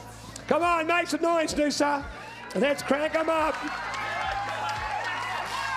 I never thought I'd see the day, Em, when Kai Hurst is on a push bike. He sits on surf skis, he paddles the boards, but a push bike? Kai Hurst? They don't go together. There's some terminologies in there he's still even yet to learn about the cleats and clips and all sorts, but no, it's great to see him out here, and yeah, it looks like he's been given a few tips out there. All right, James Tobin is one of the runners from Sunrise. Tomorrow morning, you're live on Sunrise. This afternoon, you're on Super Saturday. Welcome, JT. I'm in the hurt locker because there's a good chance I'm going out as lead runner. Call me the bunny. My forecast, you're going to blow up. Last year, I tried to stick with Beth McKenzie. I was fully lactic in about 200 metres. I'm definitely blowing up. All right, there he is, James Tobin. Oh, come on in, Simon Thompson. How you feeling, champion? I'm pretty good. I'm happy that Kai Hurst is on my bike because as he was lining up, he said to me, "Hey, Tomo, how do I change gears?" And he was literally stuck in the biggest gear and he had no idea, so we'll see how he goes from here. Mate, you're representing Australia at the Olympic Games, World Championships, but you're racing on Super Saturday. Surely that's got to be better than the Olympic Games. Oh, yeah. I've had a victory here. Courtney Atkinson brought us home one time, maybe 2 years ago, so I've got high expectations, and I'm a little bit nervous if Kai brings it home here because I don't want to put the pressure on myself. All right, great, Tomo. We look at the big screen now. You'll see all the action. There has been a bit of a breakaway, we believe.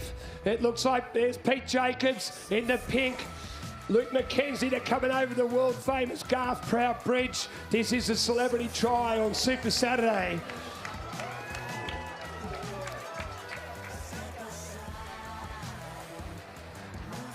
Where's Curry? There he is. All right, there they go. Luke McKenzie makes a bit of an inside move. Curry around the outside. He's getting the draft there. Coming on through Courtney Atkinson, Kai Hurst, Will Davidson.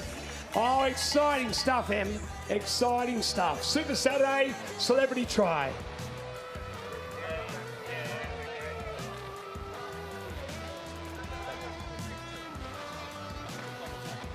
What do you reckon, Em?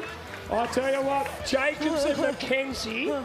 Oh, foxy a bit. Here comes Curry. He's coming up to that front group. I'm wondering if Braden's got a bit of sting in his legs after retirement, only a few days. But I love seeing these guys out of their comfort zone, I think, more than anything. And I think the dynamics of all this sort of racing and the sort of attitudes we have is always fun to watch. Did you see the AFL guy there? He's about 6'6". He looks like he's riding a BMX bike. And I'll tell you what, he's super tall. This is what it's all about, though, a bit of fun. The Celebrity Try coming up, of course, it's the GWM Men's Open Criterium. 40 minutes of racing with a couple of laps on top. But Em, you've been part of this event. It's incredible. I did it once and that was enough. This is far too hard, far too short. It's I think all of us agree that it's certainly a very fun event, but it is probably the most painful to take part in. And I think everyone, even speaking to Lizzie Blatchford, and she said, why did I do this again? But it's all part of being here on Super Saturday and getting amongst it and getting amongst all these athletes and putting on a show. All right, so when they come over that Garth Proud Bridge, I'll go round the roundabout into the transition. We'll see the transition. Oh, Curry has gone inside. Jacobs, Curry, they both live there. They're going into the transition. Here we go. Oh, Woo! Curry. Here we go. They're off on the run. Even having to run in bike shoes is new for these guys. It's not something they normally do, especially the Ironman athletes just handing their bike off. Oh, it's cool to see, a little bit of fun. Kai Hurst says, thank God that's done. Thank God that's done. Will Davidson knows how to do it. He's done Ironman 70.3. He's done it all before, including the V8 supercars.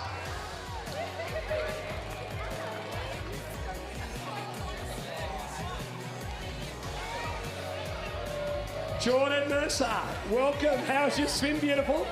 Wow, that was the longest swim I've done in a couple of years. Well, it's good fun. Your beautiful daughter here, she's enjoying it. You loving Super Saturday? Oh my gosh.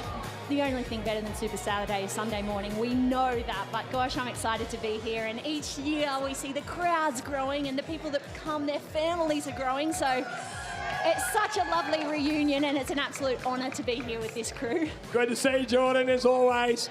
Here comes the AFL guy. Come on, let's make some noise. Get off the bike. He's disqualified. He just rode through the transition. That's a goal. He kicked the goal.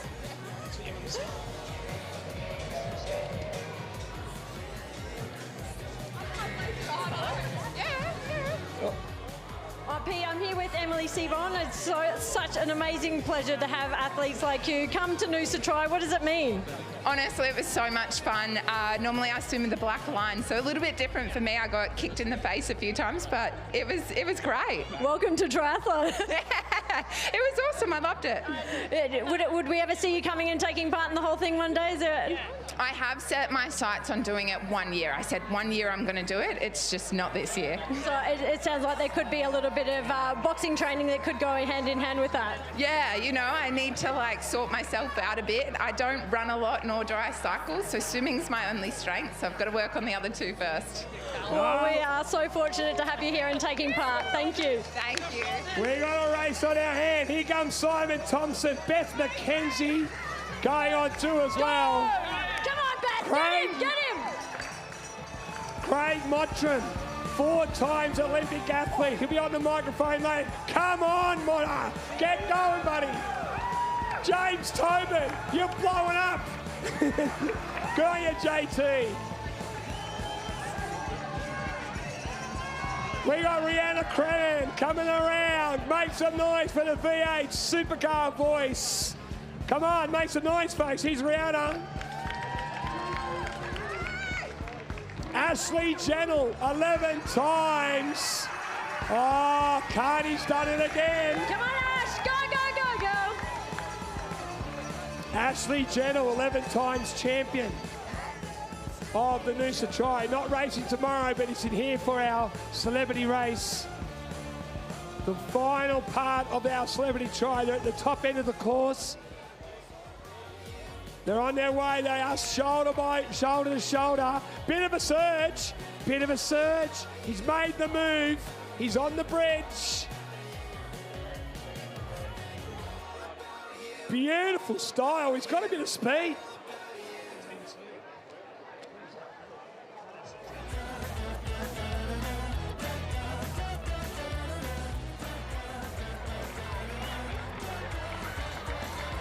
All right, Noosa, you can see the finish tape. It's up. The finish tape is up. All of our athletes get ready for the group photo as well. And here comes our Celebrity Tri champions. Kenny Wallace is making a move. Took Miller from the Gold Coast Suns gets the win for the team.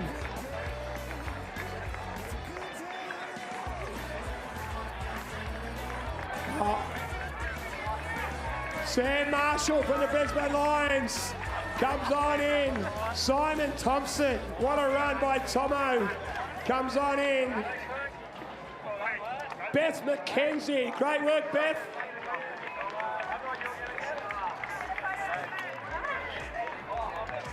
Craig Mottram, 4 times Olympic athlete, world champion as well, comes on in. But there's the celebration of the team. It was the Kenny Wallace setup. I think it was the Kenny Wallace setup, that swim. It sure was. Kenny Wallace sets it out. Ashley Gentle comes on in. Well done, Ash.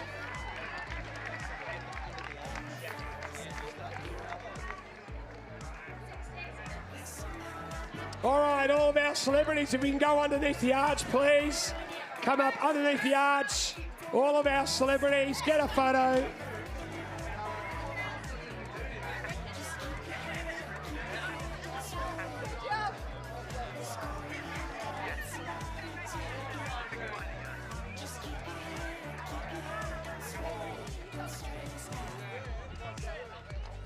Well done, Rihanna Credit. Emma Carney comes on in as well. Of course, Emma 2 times Noosa champion, 2 times world champion as well.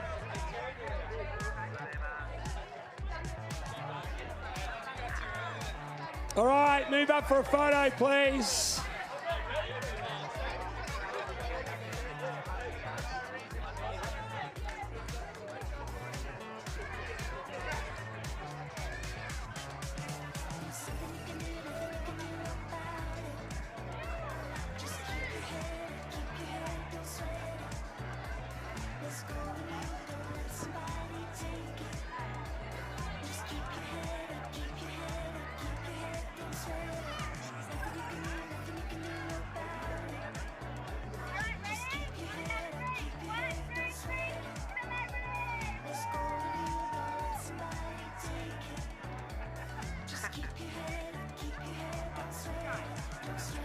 All right, there they are, folks. Make some noise, Noosa, for our celebrity triathletes today. Fantastic to see a bit of fun. And very soon we're going to be back with all the action. So we're going to take a short break and we'll return with Super Saturday here at the Garmin Noosa Triathlon Festival for 2025.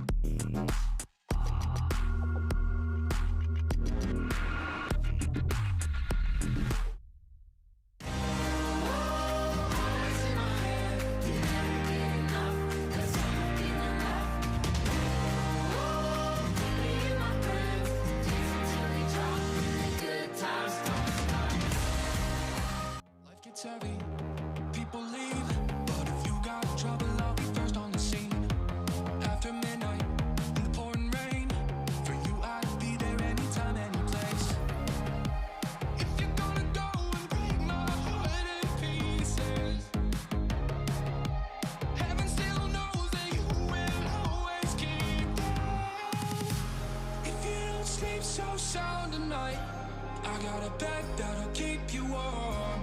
If you got monsters left to fight, I got a love that'll wage a war. If you don't sleep so sound tonight, if you don't sleep so sound tonight, if you don't sleep so sound tonight, I got a love and it's only yours. You're volatile, you're kerosene, but I'll feed the flame, I can handle the heat. Instead of crying, just show your teeth. Don't gotta be brave, you can put it on me. If you're gonna go and break my heart in pieces, heaven still knows that you will always keep that. If you don't sleep so sound tonight, I got a bed that'll keep you warm. If you got monsters left to fight, I got a love that'll wage a war. If you don't sleep so sound tonight, if you don't sleep so sound tonight, if you don't sleep so sound tonight, I got a love and it's only yours.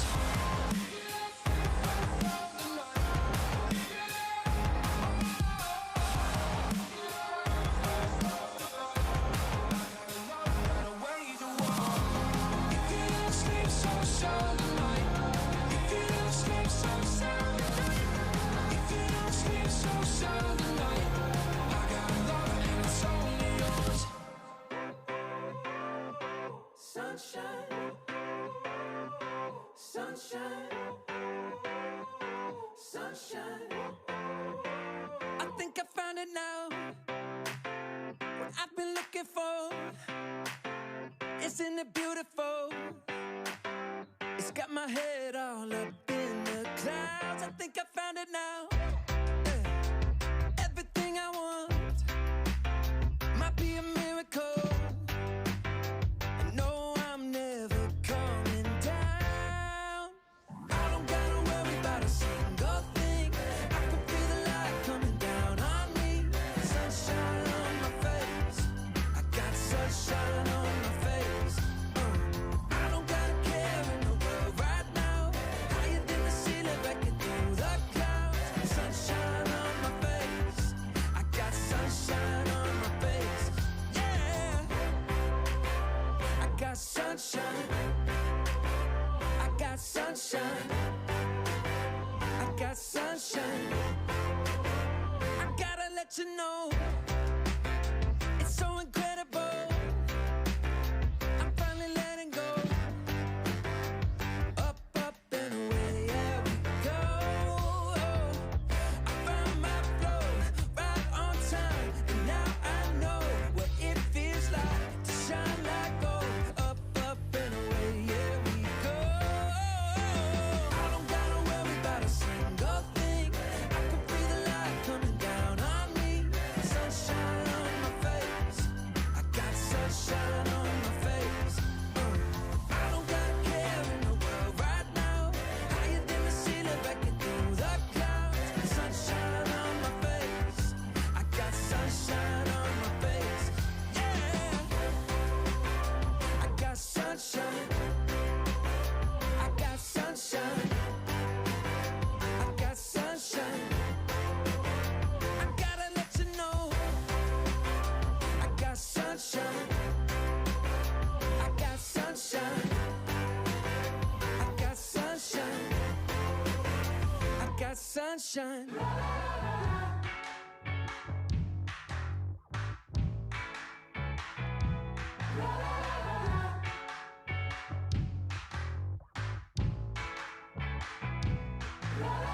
Feel anticipation, you have it to patience. Hopefully we'll see this through. Sparks of night thunder, roll another number. The guys are looking out for you. Everybody's got something to say. Everybody's got something to say. No communication, lost in translation. The joker got his hands to you. Creeping in your back door, knocking on your window. Hopefully my love shines through. Everybody's got something to say.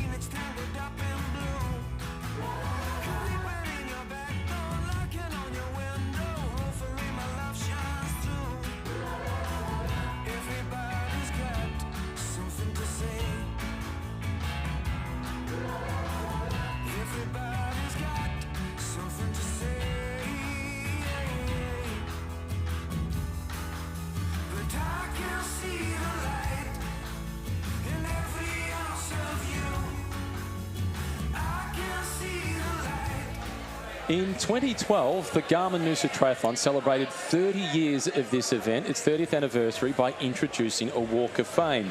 And when you come to the finish line in Noosa, Delicar, your name is going to be there shortly. And the names that it's going to be alongside, the likes of Emma Carney, course record holder, Garth Proud, the creator of the events, Craig Walton, who was the course record holder, Dawn Fraser, Steve Monaghetti, Emma Snowsill, and Delicar. How does that sound?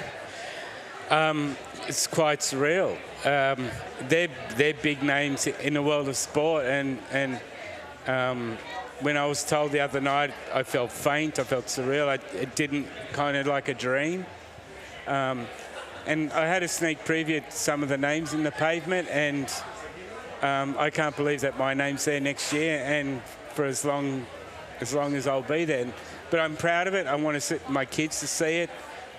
It's a massive deal for me, massive. And you should be proud of it. For those of you who don't know Deli, it's because he's on the other side of the camera for the first time. Yeah. Deli has been the leading international and obviously the Australian photographer in triathlon for 37 years.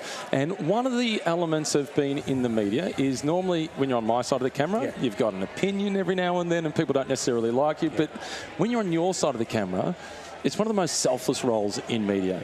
And as a result of that, you're loved by all the athletes. Thank you. I guess photography is all about the truth. It is. I'm photographing a true event and whatever. The lovely thing is I've gained the respect of all these athletes. So they allow me into their lives. And as a photographer, that's pretty good. What about this one just a couple of weeks ago? Matt Hauser winning the world title in Wollongong. I decided to do my retirement at a World Championships in my home country. And the very last event, I have an Australian winning the World Championship. It hasn't been done here for God knows how many years. So the emotions that I felt through that day, am mostly sad that this was the end. But Matt lifted me right up. I got busy, obviously, with the work, but he brought my spirits up. He probably didn't know that when he won it. But yeah, that's it. I'm glad he did it. But probably one of the biggest, if not the biggest day of the sport in this country. When you get a photo, is there a moment when you go, oh, I got it today? Yeah, that's happened a lot. And a lot of people have seen me when I have got a good photo. They see me do a little dance or whatever it is. You can tell. You kind of anticipate it, and then when it happens, and if you've given a part of your own self into getting that photo, that's the moment. Yeah, but people see me do a little dance. Yeah. It's the deli jiggle. It is a deli jiggle, exactly. So you've had a huge career, 37 years. When you started out, did you ever think that it would bring you to here? No. I did fall into the sport, just sheer coincidence, photographing a friend and met the editor of the only magazine in the country at the time. But did I ever anticipate me being right here, being interviewed here at Noosa as a VIP? No, not at all. I could see it coming, slowly growing, but the accolades that I've had in the last few months, I've never anticipated. That was never my intention, but as I said, being on the Walk of Fame, that's like I can't ask for more. One of the beautiful things about triathlon, which you don't get in a lot of sports, is the last athlete across the line often gets a bigger cheer than the first athlete across the line, particularly in events like this. So from those moments, what are some of your highlights? I've photographed the top level, the professionals, but I have also, in my world, photographed the age groupers, and that's part of the deal of this sport. There's a small fraction of professionals, but the age group commit. But again, they have let me into their lives. They've allowed me to use that whole playground to get lovely pictures of them. And the fortnight ago in Wollongong, there were so many people that I didn't know, so many age groupers that have said to me that I took a photo of them that's one of their proudest moments of their lives. And it's the photo of them cycling through these trees or whatever it was. So I know I not only touched the professionals, but I gave something back to every finisher. But when you're with a guy like Matt Hauser and he's winning that world title, or other great athletes, and it's their crowning moment of their career, do you feel a sense of pressure and responsibility as well? Yes, definitely. And it's very interesting because, for example, Kate, who was in the celebrity race, she once said to me, by knowing that I'm at the event, she doesn't see me. I had McKeely Jones, one of our world champions, an Olympic silver medalist. We sat under a tree once because she retired early in the race. And she sat down and said, Deli, all my big moments in sport, you're the only person that was at each one. So, yeah, that I document their lives as a sports person. I document their youth, their physicality, their energy. So I wish someone had documented when I was in my 20s, you know, that sort of thing. It's their whole journey. It is their whole Obviously, triathlon's not the only sport that you've covered. You've mentioned swimming, you've done tennis as well. You've still got some other boxes to tick. But in walking away from your role in triathlon, what is it about triathlon? Not the work, but what is it about triathlon that you'll miss the most? This might make me sad, but I'll miss the people. I'll miss everyone here. I realised here as a VIP at Noosa that I'm just going to miss the whole scene. You know, last year I was a bit fed up with the scene. It's like, I've seen it all before, I've heard it all before, but this weekend I'm just an absolute emotional wreck. That I watched the swim yesterday and going, I'm not in that mix anymore. That's what I will miss. Oh, but don't write me off. I'll be popping my head in every so often. You will forever be a permanent part of triathlon. You're on the Walk of Fame at the finish line of the Noosa Triathlon. Congratulations on 37 years. The warm reception for you on Thursday told the story of how much you are loved by the triathlon world. Delicar, congratulations on making it onto the Walk of Fame. Coming up shortly, we'll have an Olympic Games gold medalist, Emma Snowsill, interviewing the current Olympic Games gold medalist, Cassandra Beaugrand.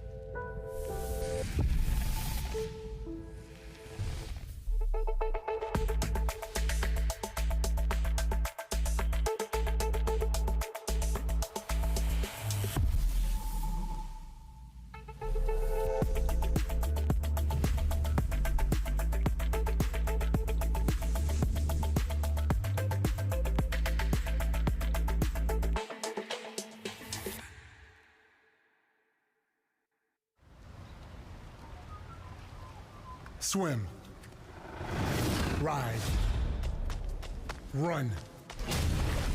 But there's a fourth discipline: mindset.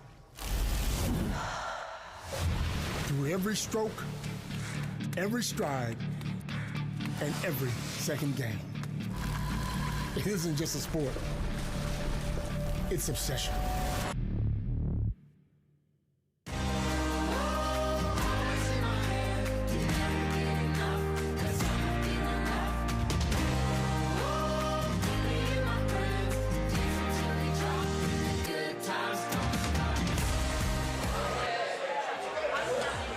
What an absolute pleasure to be joined by the current Olympic champion from Paris 2024. I feel as nervous as I did when I was watching you from Paris, calling your race. How does it still feel to be called Olympic champion? No, it seems quite far away, but yeah, it was like a very special moment for me, and I think I'm still on a high, I think, after that. To win in your home country, I mean, Olympic Games is one thing, but the event, the spectacle that occurred in Paris was something else. Did that feel just something special on top of your victory?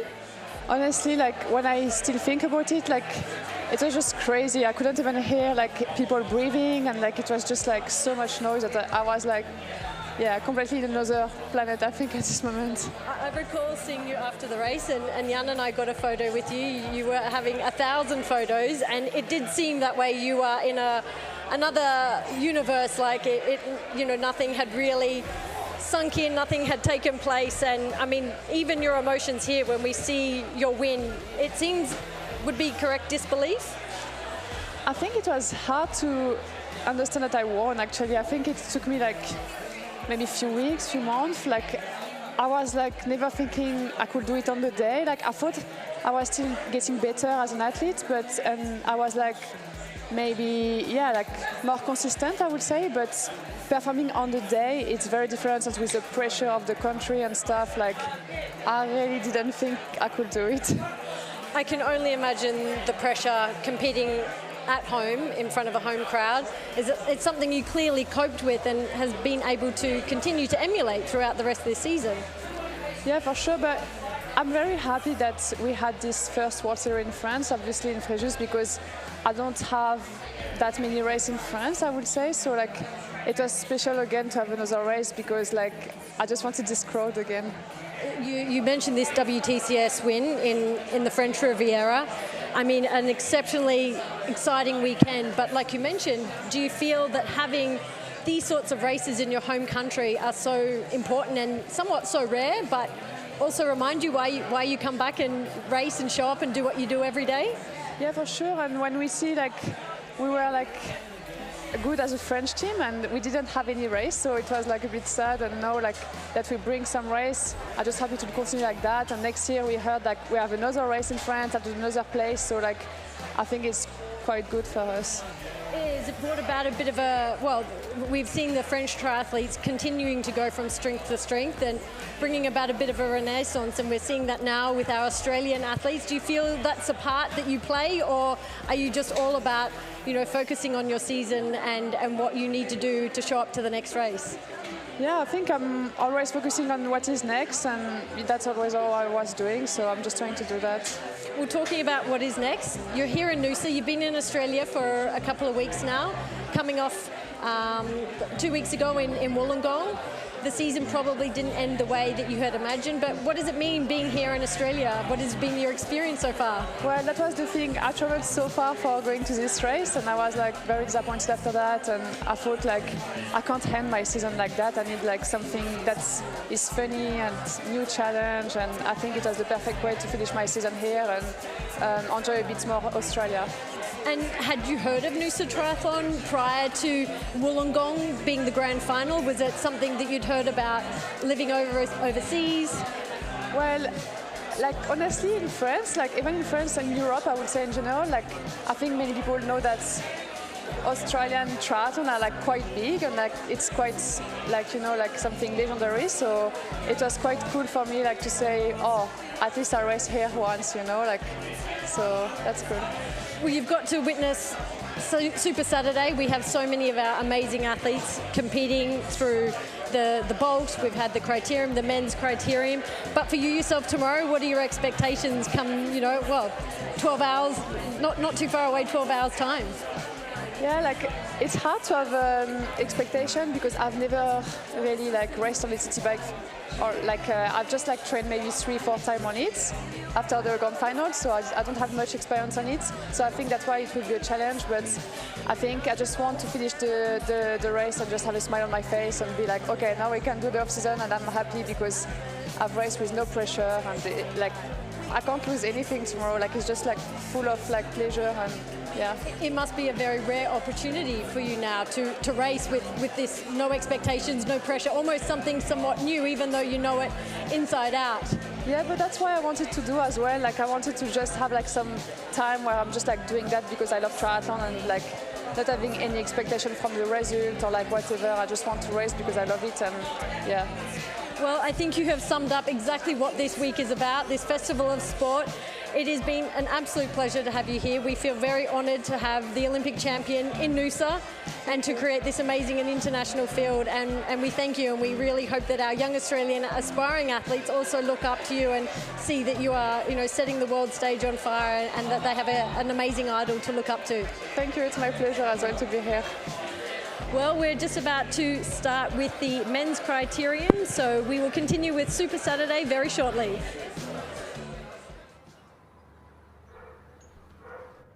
Be more tank. Be more tank.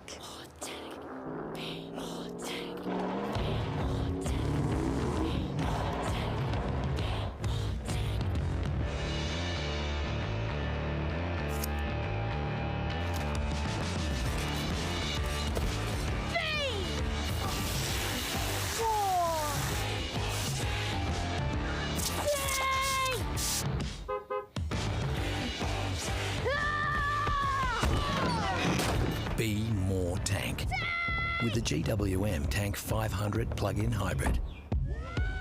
Go with more.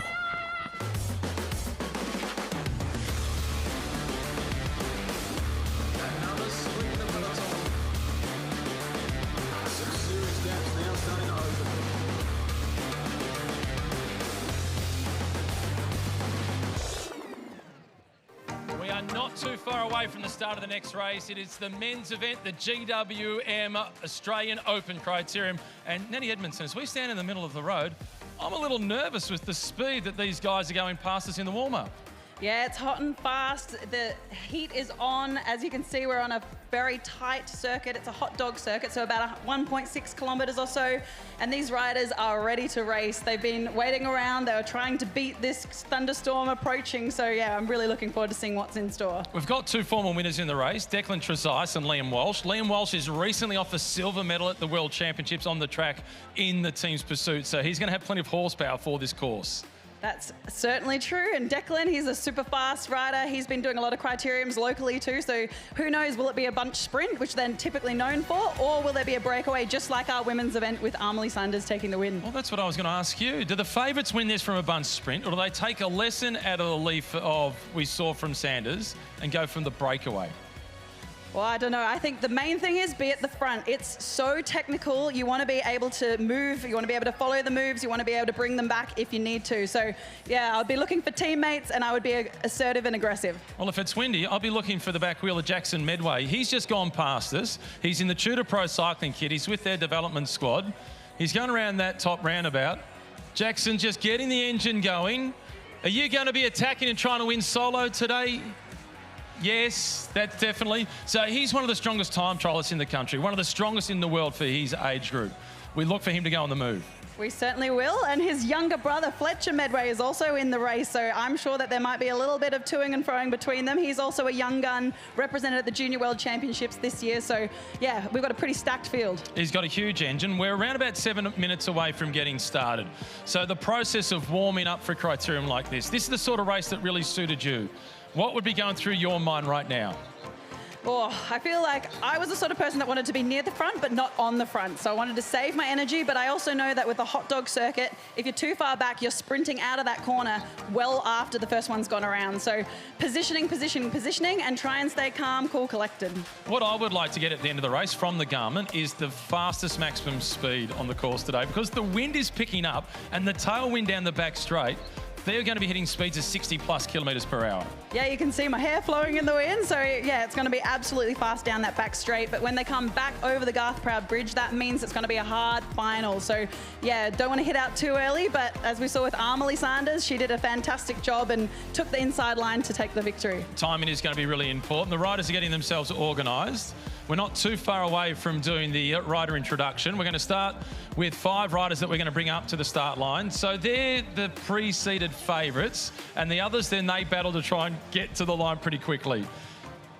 Yeah, and you never know who's going to win. And it comes down to the finals, so yeah, who knows? But we've got 40 minutes plus 2 laps of hard, fast action. Troy Herfoss has just snuck through. His wife was second in the women's race.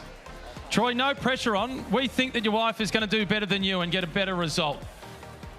He's not listening to us. He's in the focus zone. 2 riders from the St. George Continental team will be bringing up to the front as part of our introduction. We're just waiting to get the all clear to make sure we can start bringing them up. Liam Walsh, one of the pre-race favourites, got a rear wheel puncher. Now, Liam, is a good time to get that puncher, wouldn't you think, Nettie? Yeah, I think so. Any minute later, we would have been out racing. So, yeah, this is the time. He's into the pits. Time to swap that back wheel to make sure he can be part of the action, because we do expect him to be up the front. He's going to be hungry. He's from Queensland. He wants to take this one out. Thomas Cornish is on his way back down the other side, and the Brennan Colours, a team that was brilliant this year in the Pro Velo Super League.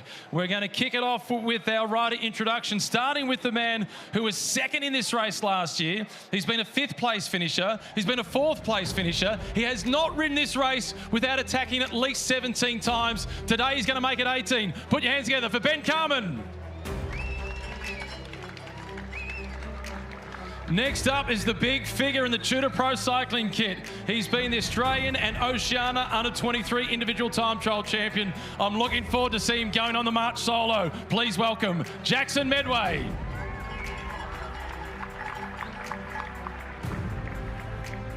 The rider that finished 3rd in this race in the past, he's been 3rd in the Australian Championships in the Criterium. He's been the Australian Under-23 road champion. He had 2 seasons with the Jaco Alula team. He's quick by name and he's quick by nature. Blake Quick.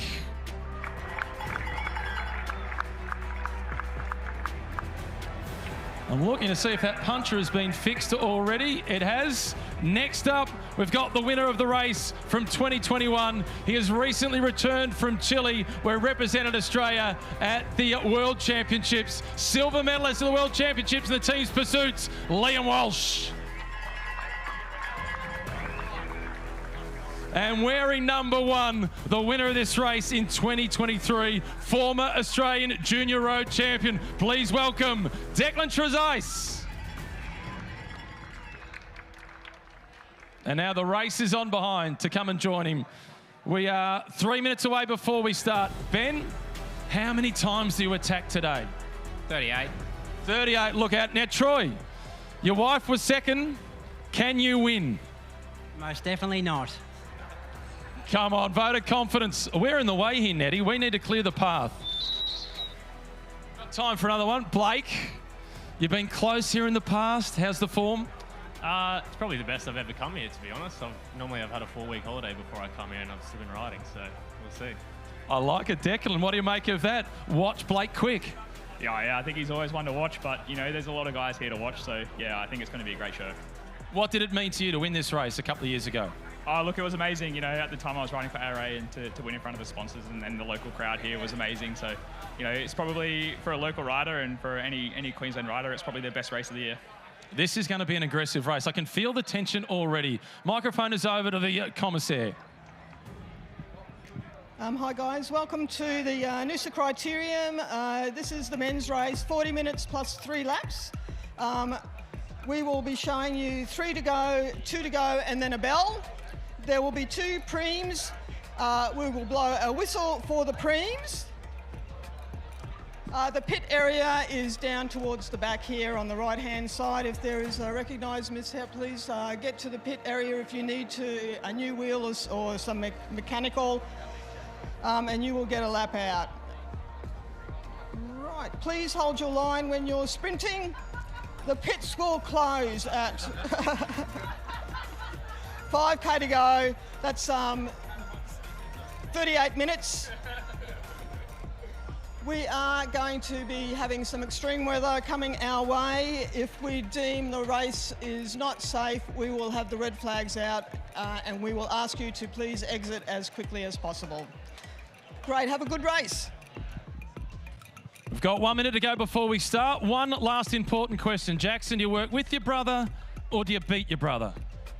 Oh, I'll leave that to the legs. Front seat going home. We're less than 1 minute away before we start. 45 seconds to go.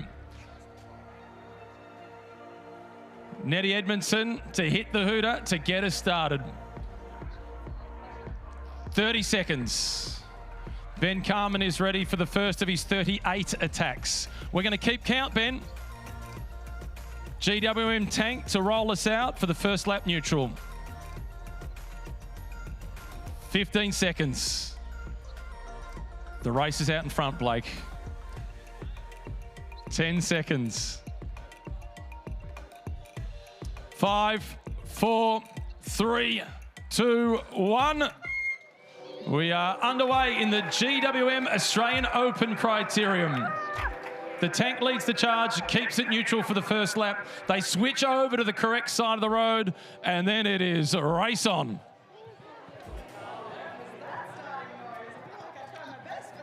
We need an upgrade. On the horn. That was a horn that lacked confidence. It needs to build its self-esteem.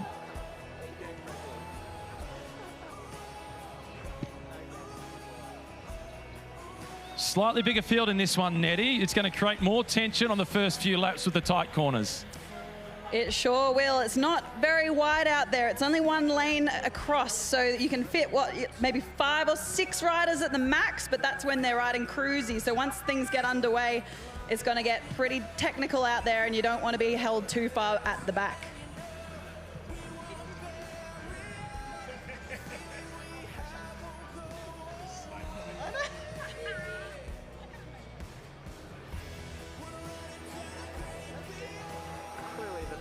GWM tank around the top corner, and you can see the anxious energy for the riders to get going. They are swamping the tank already.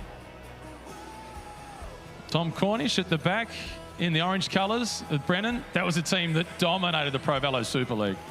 Yeah, they came together at the last minute last year, actually, and so to see them perform so well with young Jack Ward winning the overall series and signing with Little Trek over in Europe was absolutely fantastic.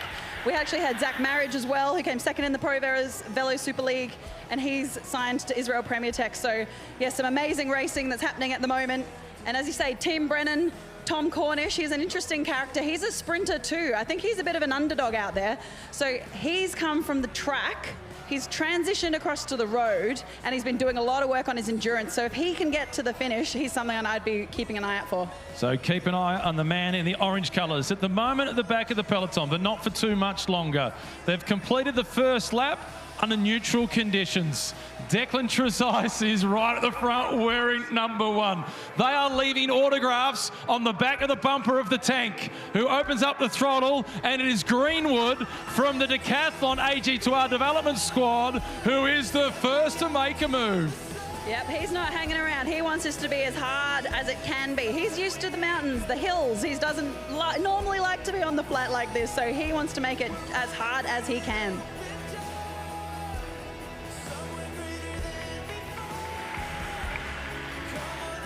Well, geez, if you did not get the warm-up right, you're in real trouble early.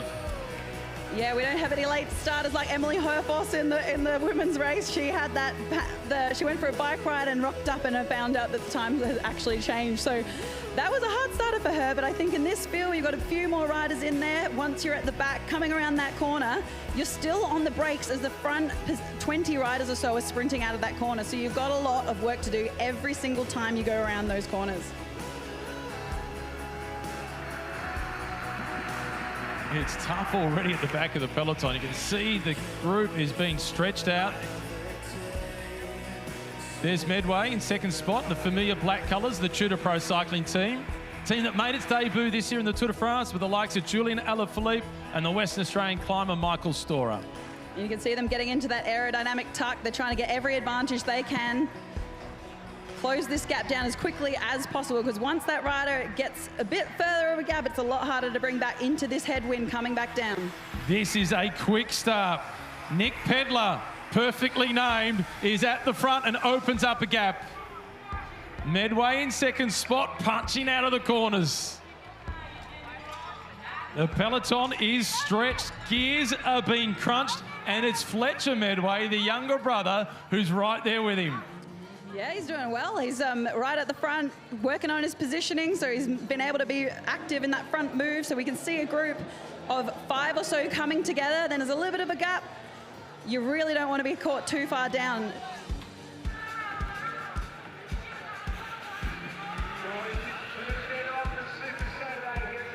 The weekend, the GWM Male Open Criterium. 40 minutes of racing, as we said before, 3 laps on top. And some of the best riders throughout the country are here in Noosa this weekend. Coming up, of course, after GWM Men's Open Criterium will be the Asics Bolt. It's going to be exciting racing. Fingers crossed we look above, but we've got a great racing on the ground here at Super Saturday. It is strung out in single file, Nettie. This is going to be a war of attrition, this race. That's certainly it. So we got 40 minutes of racing plus 3 laps, but you can see the pace is on. Nobody wants this break to get out. They want to be part of that action. We need Will Davison in the GWM tank to get around these corners quick enough to stay ahead of the peloton. Oh, they're all back together as they come on through for another lap. So it is back together as they go around the hairpin. Who will be the next to attack? Fletcher Medway in second spot again, ever present at the front. It's Rowan Hayden-Smith who is going on the charge. Both the Medway brothers are working together here. 2 of them at the front, they're in the thick of the action. Both brilliant time trialists. That's it. You don't want to let one of those boys get away. They are known for it. With Fletcher podiuming second in the Junior Nationals this year, earning himself a spot at the Junior World Championships in Rwanda. You've got Jackson, who also won the National Under-23 title a couple of years ago. So, yeah, they like to get away, and they like to get away on their own. The Cobra 9 team, they're the team in the red and white colours. They were very active in the Pro Velo Super League this year. They've got good numbers in this race, and they've got a clear strategy. Let's break it up. Let's get away particularly from the likes of Liam Walsh, who is an incredibly fast sprinter. That's it. There are a number of fast sprinters in this race, but a lot of them don't actually have many teammates. So I think you're onto something there, Matt. I think that's what these other teams should be looking at. Let's attack. And once it comes back, let's attack again. Let's put them under pressure.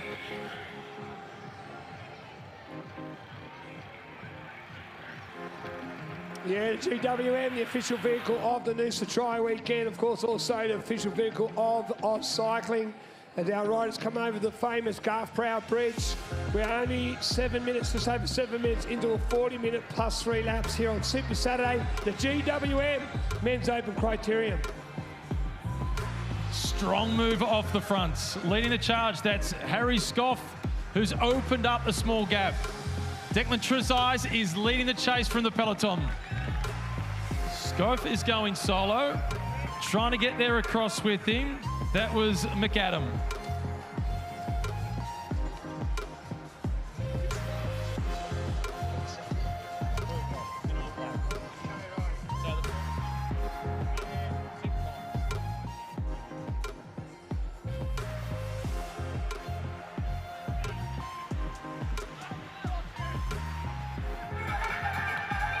Two riders off the front, Nettie. They need to get themselves together and organise in a real hurry if they're to stand any chance of surviving ahead of the peloton.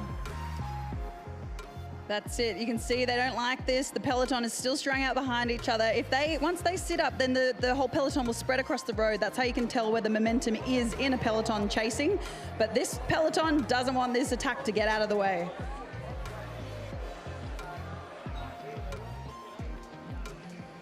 Blake Quick was really confident when he spoke at the start line. Normally he comes into this race after an off season and he was prepared to put it on the line. He said, hey, I've never been better at Noosa. I know, I did hear that. That's exciting. I wonder what he's got planned. He's obviously got something up his sleeve. Well, he's at the front of the peloton right now. He spent the majority of this season racing the Asian circuit. He had some success over there. The previous 2 years, he was with the Jake O'Alula squad.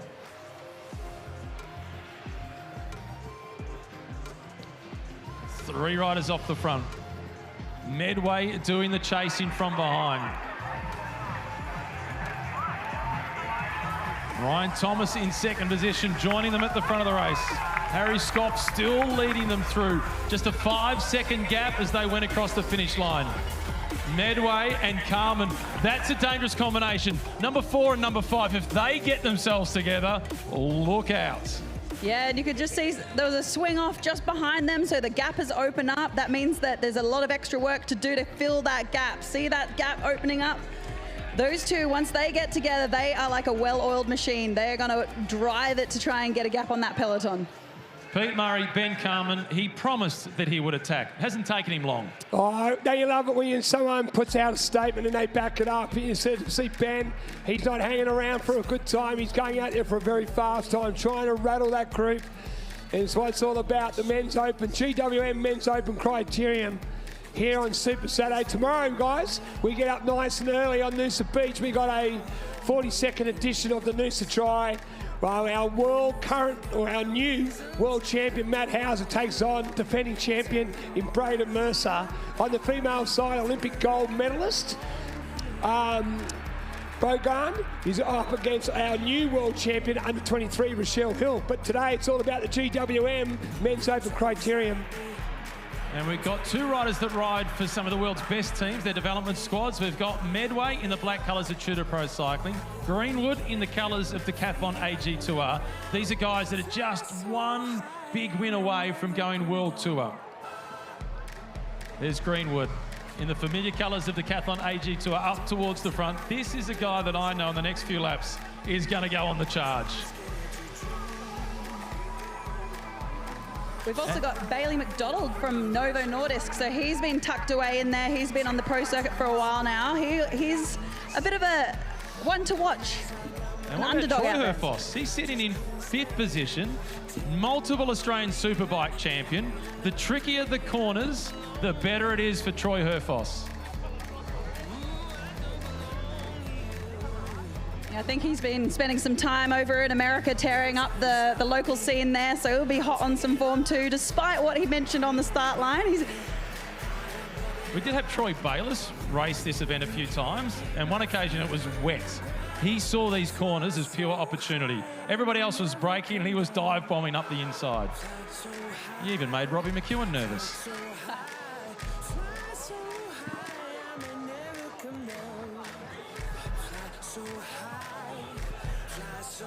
They've been racing for 12 minutes. I'm keeping my eye on the race officials, the commissaires, to see when we get the whistle for the first of the 2 intermediate cash prizes.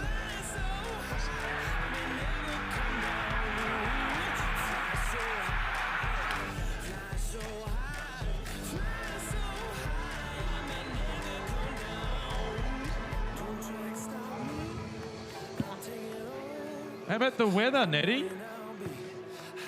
Even if there's cloud cover, there can still be UV, and you're an ambassador for Smiling for Smitty. That's right. So I'm here with the Smiling for Smitty crew. So they have 330 participants lined up for tomorrow's event. So they will be racing just after the pros. So if you see someone in the blue colours with the red and white stripe, they are raising funds for cancer research through the Marta Foundation. So they have raised over $550,000 so far for this event alone. Christian Tamanillo, Ryan Thomas, they're trying to raise the stakes of winning this bike race, Nettie, because they've leapt off the front peak. Wow, they strung out on that roundabout. You can see our 2 riders up the road, breakaway, but it's been answered the challenge. They're bringing that peloton back up to that front group. A mini break, but it's not going to be too effective in this lap at all. But the speed, when they come past us here in Nettie, and of course, Matty, you can feel the breeze, the wind, they're flying through into this roundabout, the GWM Asics turnaround. Pancake flat, Nettie, but there's hardly anywhere where you can rest on this course.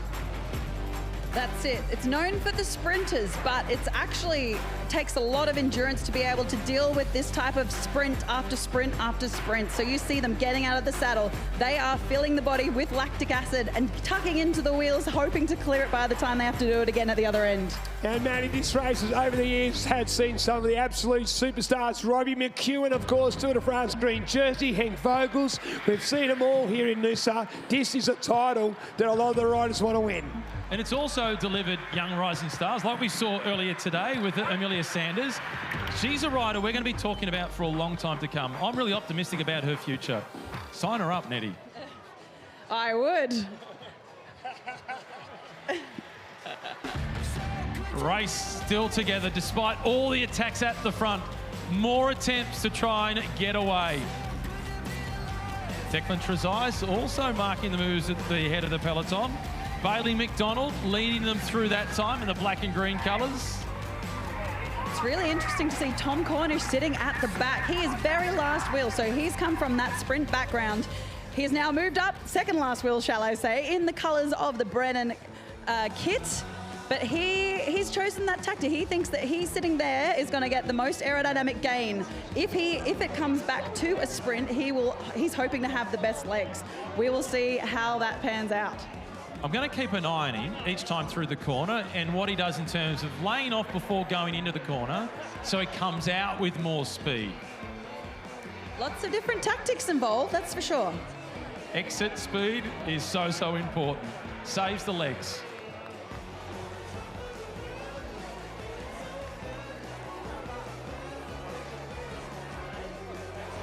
Been racing for 15 minutes. They must be close to putting the whistle to the lip and giving us the first of the intermediate sprints.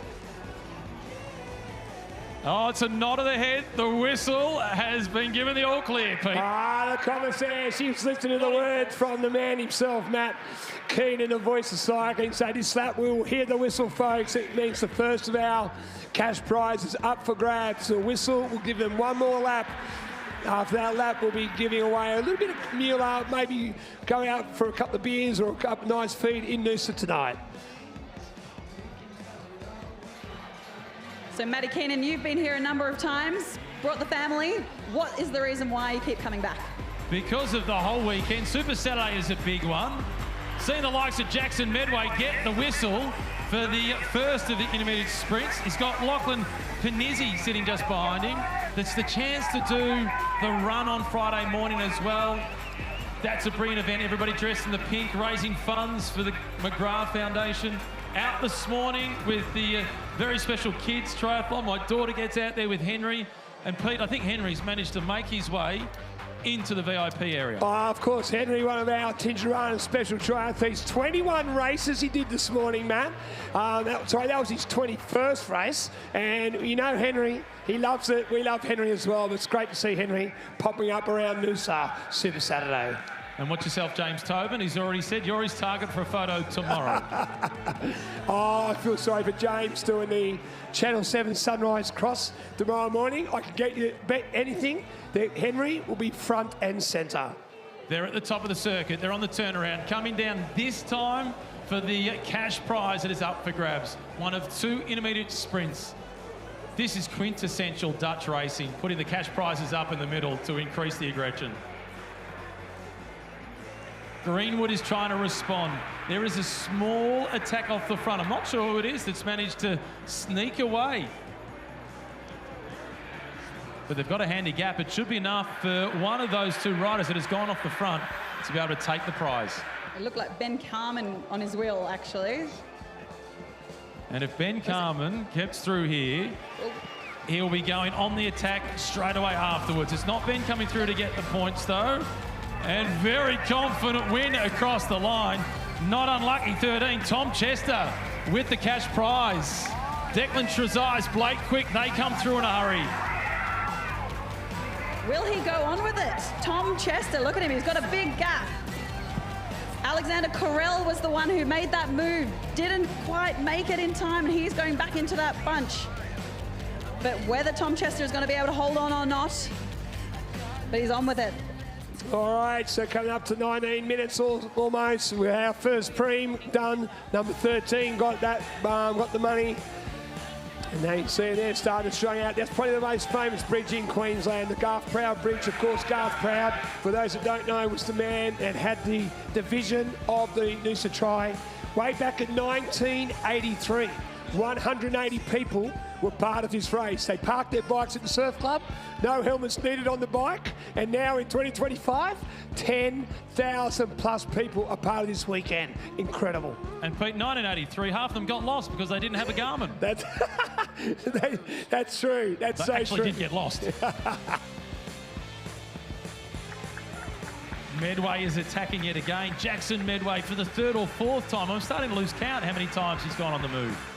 Yeah, he's emptying the tank. Look at that in that TT position, getting here as aerodynamic as possible as they go down that back straight. Looked like his brother sitting behind him, Fletcher Medway. Big brother, little brother. On the march in Noosa, the GWM Australian Open Criterium.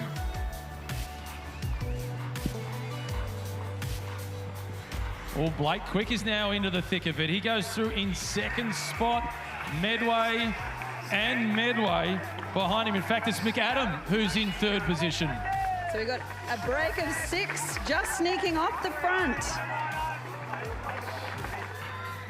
Rowan Hayden-Smith again at the front for Cobra 9. He's been in multiple breakaways too.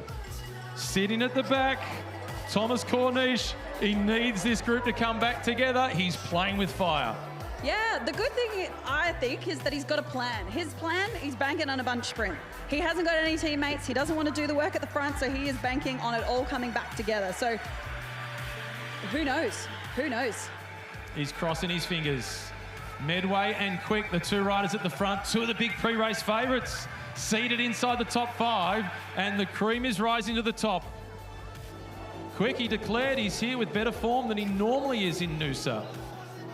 The last couple of years, it's been at the back end of his off-season, just before he started training. Now he comes here already with the season underway. Took an early off-season this time around.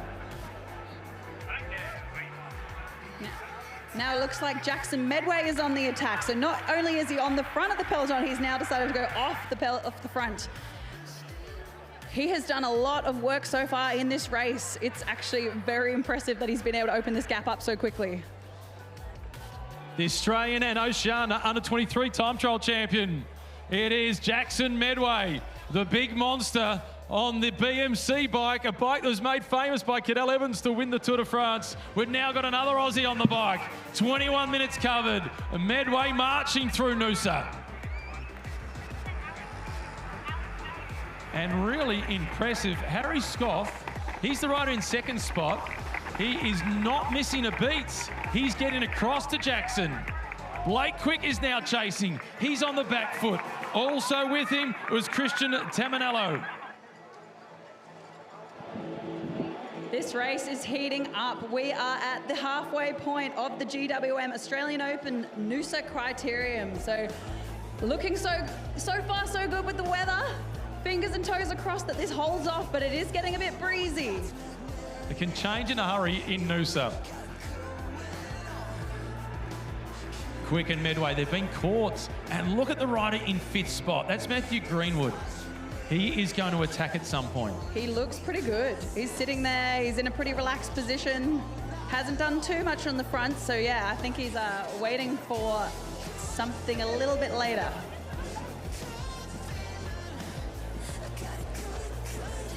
Oh, we've had rider down in that final corner. He does get 1 lap out to rejoin the race in the peloton where he was when he had that crash. Looking ginger. Yeah, he's up and walking, this is good. Give those wheels a spin, make sure the bike's all right. Often that's the biggest concern for an athlete when they crash, make sure your bike's fine. Jackson Medway yet again over the Garth Proud Bridge.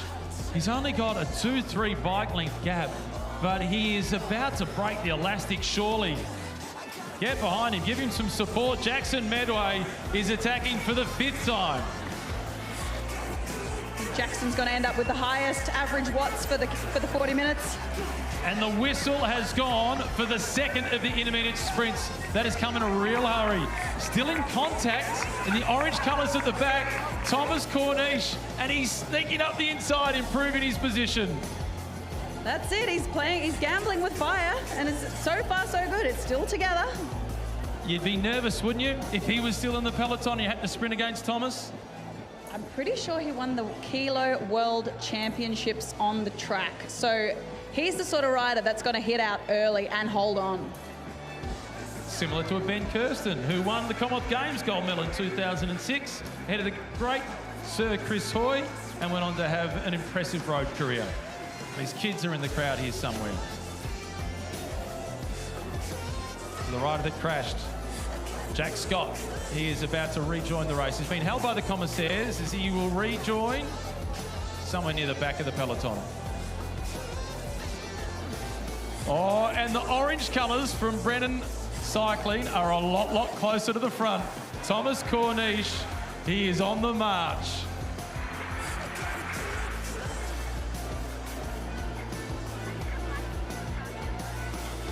Marlo, I just mentioned your dad.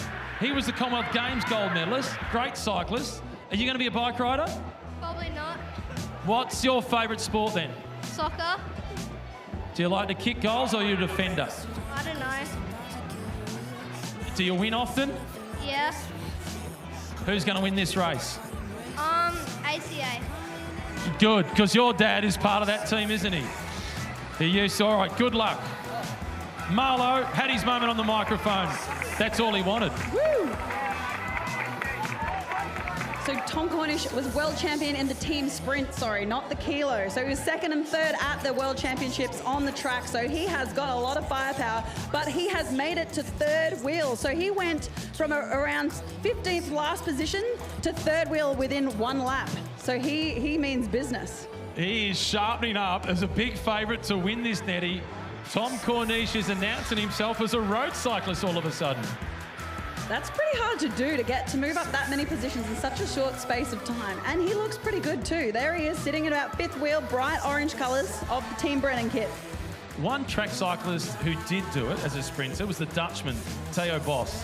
He was world champion in the sprint, one of the big rivals for Ryan Bailey, had a professional road career, won a stage at the Volta a España.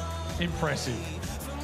And then I think he went back. He swapped back to the sprint afterwards and then was pretty competitive. It's amazing. It takes a lot of effort, but I guess being mentally fresh as an athlete is so important. 26 minutes have been covered.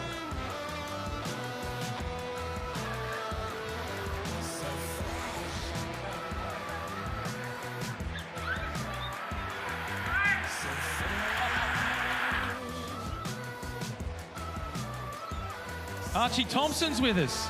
His dad Simon went to the Olympic Games in 2004, I think. Now, we heard from Ben Kirsten's son. He doesn't want to be like his dad. Do you want to be like Dad and do triathlon? Yeah, I'd love to. What's really your favourite sport? Triathlon. Good answer. We'll watch your career. Peloton still together, Nettie. 27 minutes of racing. Troy Herfoss at the back, shaking out the legs, Julian Alaphilippe style. Yeah. Meanwhile, at the front, the attacks are coming again.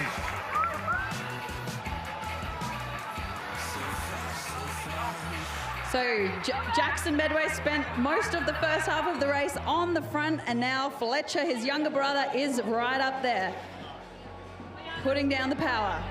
We've only got 13 minutes plus 3 laps left to go of this bike race.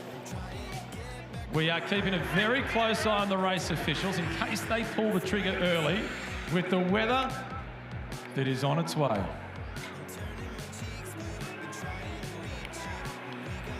And Thomas Corniche, he's been wise to this. He's got himself to the front probably earlier than he'd initially planned, and he's got himself perfectly positioned behind Blake Quick. There he is in orange around the top corner. Yeah, he's looking pretty good, sitting in on his Cervelo S5. Maybe a bit biased, but I know that bike goes very fast.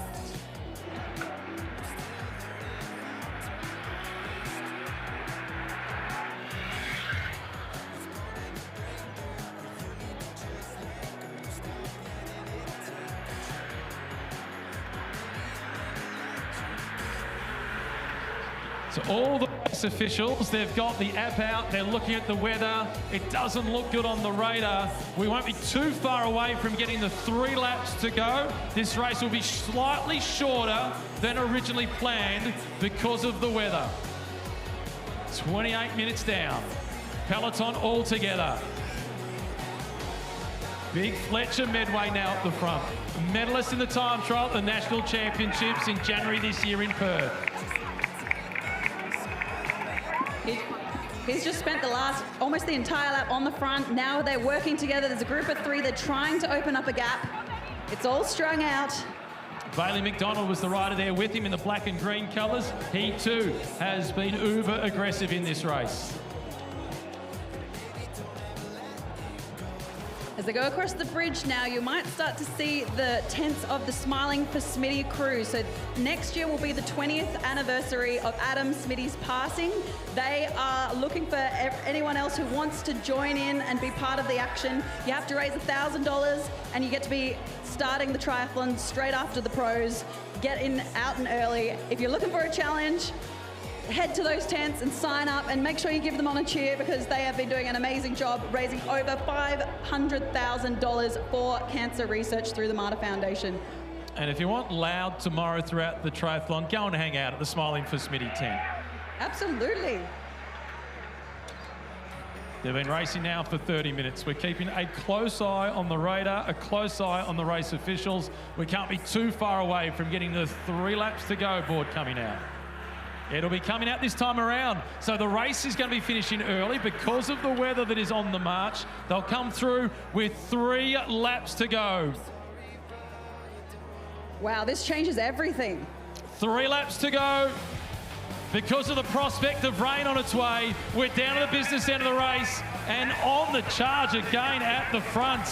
Rowan Hayden-Smith, 3 laps remaining. He's opened up a small gap. He's got 1 rider with him, Lachlan Panizzi.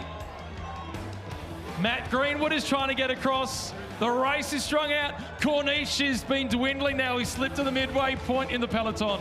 He's going to be wishing that 3 laps to go sign came out just a bit earlier because he's now made his way back. That means it's going to be a lot more effort to try and come back to the front.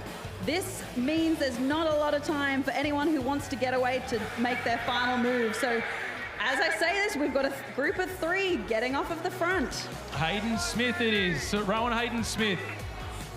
Greenwood makes contact. He's the rider who's in 3rd spot. James Panizzi is there in 2nd position. 4 to 5 second gap to the peloton, being led by Blake Quick. That gap's opened up pretty quick. Excuse the pun. You better get on the move. As you can see, he's not waiting for a sprint. He's trying to drag that back. He doesn't want to be sprinting for 4th place. The one rider who we have not mentioned at the front, Annette Edmondson, is the recently crowned silver medalist from the World Championships, Liam Walsh. That is very true. He's been tucked away in there. He's in the blue colours of the Cage team, and there he is for the first time, opening up the pipes. He has got some horsepower. I love that. It's been tucked away out of the wind, moving around the bunch at the front, but now is the time to move. 2 laps remaining. Rowan Hayden-Smith, Matt Greenwood. Peloton coming back together. Walsh is up towards the front. Oscar Scott is there with him in the blue and yellow colours. 5th position, pre-race favourite, Liam Walsh. Corniche is still in there. He's moved forward and he's given himself a chance. It's amazing, all or nothing. Another maybe matter of minutes worth of pain for these athletes. This has simply been too fast for a breakaway to get established. Liam Walsh has also had a pretty stellar road year. He's had a top 10 at the Tour Down Under, a couple of them. Then he went over to Europe and he had a big win over there, so he's got some road form to back up that track. And then the reaction coming from the peloton. It's Tom Chester in the red colours, who's chasing Greenwood out in front. Brilliant climber, doesn't like sprinting in Criterium, so he's trying to get away from the sprinters. They get the bell this time through. Is the track cyclist in you barracking for Thomas Corniche? Secretly, yes. Secretly. I understand what it's like to swap from track sprint to track endurance, and it takes a lot of effort. So you don't get a lot of opportunities to get that win in the early phase, and he needs one. He wants to make it as a pro on the road. So this will mean a lot to him, winning the GWM Noosa Australian Open Criterium. He's got himself in with a chance. They're about to hear the bell. It's Matt Greenwood at the front, trying to get away from the sprinters. They get the bell.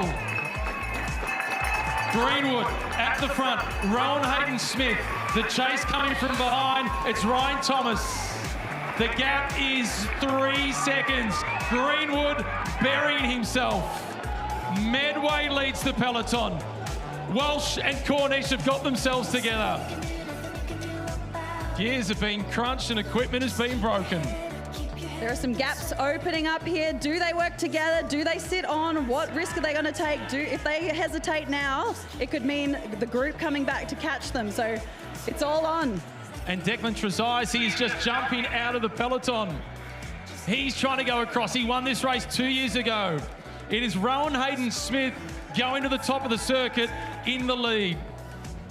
He checks across his shoulder. Greenwood is there. Trezise closes it down. Thomas Corniche is looming. He is. He's looking over his shoulder, laying off as he goes into that wheel, but he just got chopped by Liam Walsh. So they're going around that final corner.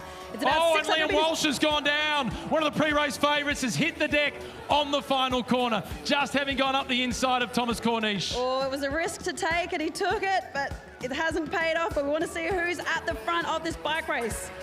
And this is Rowan Hayden-Smith, who has been so aggressive the whole race. He's still got his nose in front. They hit the Garth Proud Bridge. Can he hold on? Corniche is flying. He's announcing himself as a road star of the future. He's been a world champion on the track, but Quick is getting him. Quick is coming. Quick is collected. He said he'd be good, and was he good? He gets the win. Wow, that was unreal. Tom went early into that headwind. That kilo background almost paid off, but Blake came stomping around just at the last second.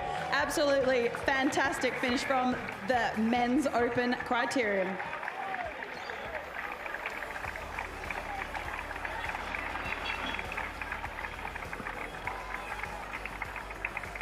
Blake Quick was confident at the start of the race. He thought he had the form. That's absolutely fantastic. You're not going anywhere, mate. You said you were good before we got started, and you were right. Oh, I'm out of breath. Yeah, look, I always come to this race normally after a bit of a holiday, and I absolutely love this race, you know. It's close to home. My dad used to do the triathlon when I was a kid. You know, IRONMAN put on such an amazing event. I absolutely love coming here every year. It's one of my favourite weekends of the year, you know. Not many times my family and closest friends get to come watch me race instead of win in front of them. Even though it's not a World Tour race, it means a lot. And yeah, I'm happy with that one. It's an incredible honour roll. Robbie McEwen's won this 8 times. You beat a guy that was a silver medalist at the World Championships recently. It means a lot. This is a big win. Yeah, look, it's never easy to win a bike race, and I'll give it to you, like, the boys out here are class riders.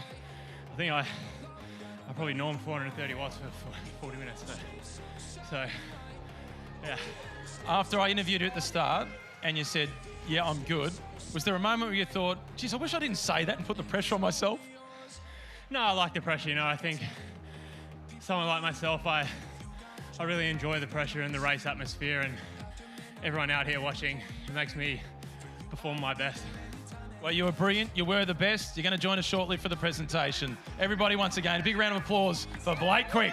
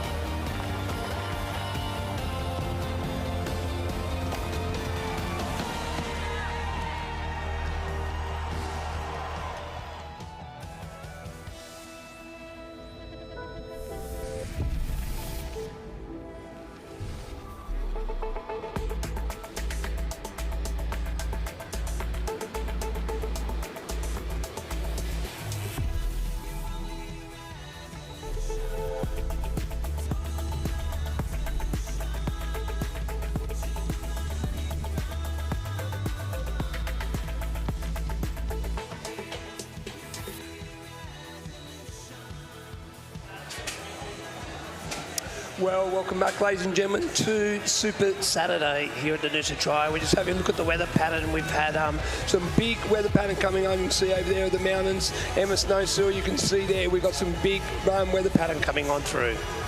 Seems to be pretty synonymous at the moment with Noosa Triathlon and these storms, but I don't think any Queenslander is complaining about this rain.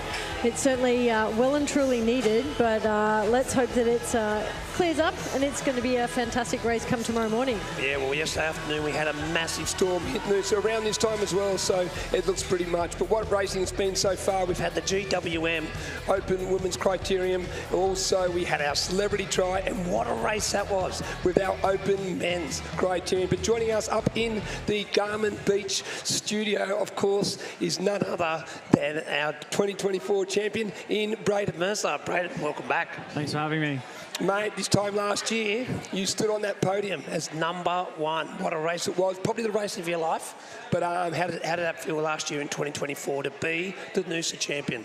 Yeah, it was an amazing feeling. Obviously, I had a great race, and this race is amazing. I'm second time coming back here. First time was last year, and yeah, I'm stoked to be back. I'm really excited for Sunday. Now, this race is one of the races that any athlete wants to win in their career. You got, the superstars have won in the past, world champions, Olympic champions have won here. Your name is now etched in history. That's special. Yeah, exactly. All the Australian great triathletes have won it, just like Snowy here. So yeah, to edge my name on that scoreboard against all those greats is honestly so surreal, and it's a privilege to be there. Craig Walden 6 times, Ashley General 11 times, Emma Snowsill 5 times. You're talking about superstars of our sport, and I mean, what a race it was. It really was a big race. Did you come into that race feeling like the champion, like you could win that race? No. Honestly, I just came into that race knowing that, I'd put in some good solid work, and I'm fit and I was ready to go, and I just knew if I just executed my race plan, then I was going to have a good race, and yeah, obviously it worked out really well to get the win. We're just looking at some footage here, Emma, of last year. This is the best piece of real estate in Noosa. That finish line. Emma's been there 5 times, but look at the emotion. You can see the energy that you had, the relief, the satisfaction, the celebration. Awesome. Yeah, I mean, looking back, that was quite funny, to be honest. I think I may have been possessed that day, honestly. That just came so naturally. I think, it was just so emotional. I had all my family here. I've been coming to this race as a spectator since I was probably 2 years old. And I've seen all my heroes and idols sort of win. And to do that, it was honestly so special. And I hope in the future I can get many more wins, not just here, but across the globe. But I think looking back on that, that's always going to be one that I'll never forget. So special. You talk about, racing all over the globe, and this year you've certainly taken charge of that and taken yourself overseas and continued that environment with, training along Matt Hauser, being witness to his success this year, training with Dan Atkins. How has the win last year and this year's evolution, brought us 12 months later? Who is the Braden Mercer now? Yeah, I'm always growing as an athlete and as a person, and it's a privilege to be alongside those guys that are doing so well and at that level that I want to one day get to. So yeah, I'm still very early on in my career, and I think I've just got to sort of be a sponge and learn as much as I can, soak up as much as I can. And I think it's going to take a lot of steps to get there. It's a long journey, but yeah, I know I believe I can do it, and it's not going to happen overnight, and I've got to be willing to put in the hard hours and enjoy the ups and downs of what comes with the sport. And I'm really excited for what's ahead. Tomorrow, I mean, Matt said at the press conference he really wants to take the title from you. How willing are you able to let him take that away at this point? Yeah, I'm going to give my best effort tomorrow. That's all I can do, and I'm going to try and make it. If he wants it, it's going to be a hard effort for him to get. It's going to be the hardest race for him if he wants that title, and I'm going to try and defend it as best I can, and let the best man win tomorrow. I'm so excited. You got to love the confidence. I love it. The defending champ, it's a hard number. You got #1 on the front and a big target on the back. You're going to be one looking out for. But this race last year opened a lot of doors, especially your partnership with ASICS, we've got the ASICS Bolt coming up now. Tell us your association with ASICS. How has it been that first year? One of the best running shoes in the world, no doubt about it, and you've got a great partnership with them. Yeah, like you said, I'm so fortunate to be a part of the ASICS team. They've looked after me since last year with the win, and it's obviously an amazing brand with such great product, and they're so amazing to me, and I'm forever grateful for their support. Now, we're going to put you on the spot here. Asics have got the best shoes, depending if you want trail running, road running, flats, you know, carbon. What's your Asics shoe of choice? Oh, it's a tough one, but I reckon the best shoe easily is the Tokyo Metaspeed Sky for me. There you go, I think that's going to be for the winner for tomorrow. Yeah, we'll see. I love it. Well, we look forward to the Asics Bolt, and we're going to throw down to the men's presentations of the GWN Men's Open Criterium with Matt. All right, first of all, before we go to Matt, we're going to take a couple of TVCs from our great sponsors here at the Garmin Noosa Triathlon Super Saturday.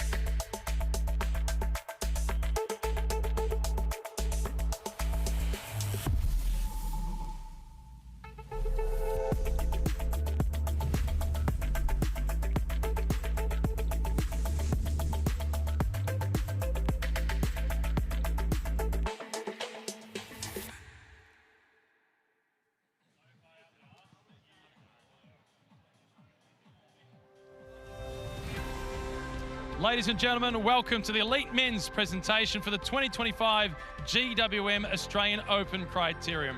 The flowers and the prize money envelope will be presented by Leanna Ally, the Regional Director of IRONMAN Oceania. First up, we're starting with the intermediate preems. The winner of the first of the intermediate preems was Tom Chester.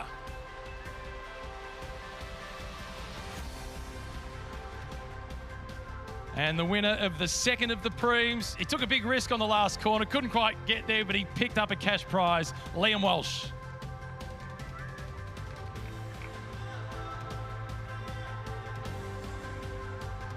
And in third place for the 2025 GWM Australian Open Criterium, former winner of the race, riding for St. George Continental, Declan Trezise.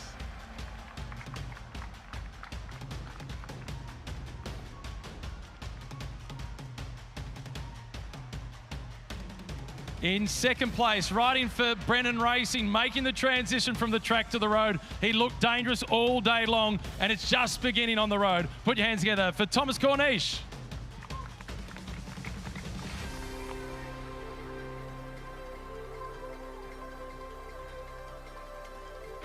And in first place, former Australian Under-23 road champion. He declared before the race got underway that this is the best form he's been here in. His dad has ridden the triathlon, raced in that, but he hasn't run the Criterium. Your winner of the GWM Australian Open Criterium, Blake Quick.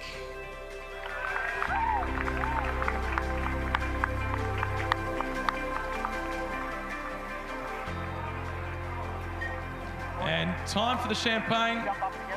Declan, Thomas, Blake, squeeze in for one big photo. We might be getting wet anyway, so we're going to get wet a little bit earlier. We're not too far away from getting started with the Asics Bolt. Craig Mottram will be in commentary, Australian record holder for the 5,000 metres. 5-time winner of the Asics Bolt as well. This is the best conversation I've had with Craig. His microphone's not working. It's one-way traffic.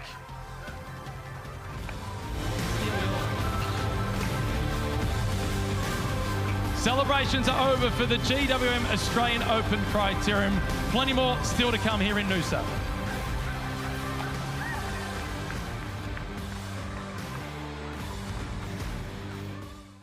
This isn't just training. It's transformation. From sweat to strength. From human to something more.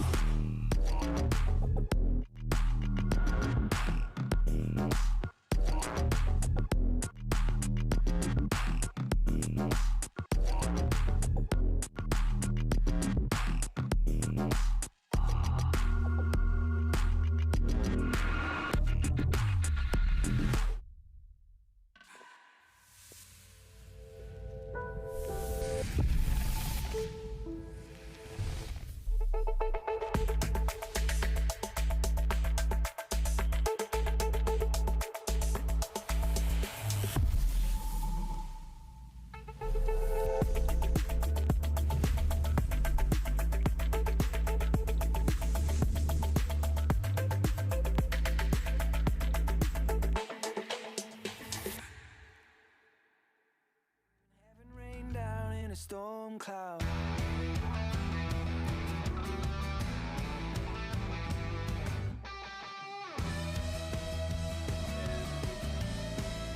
Oh, don't let your feelings out. Every word you speak on the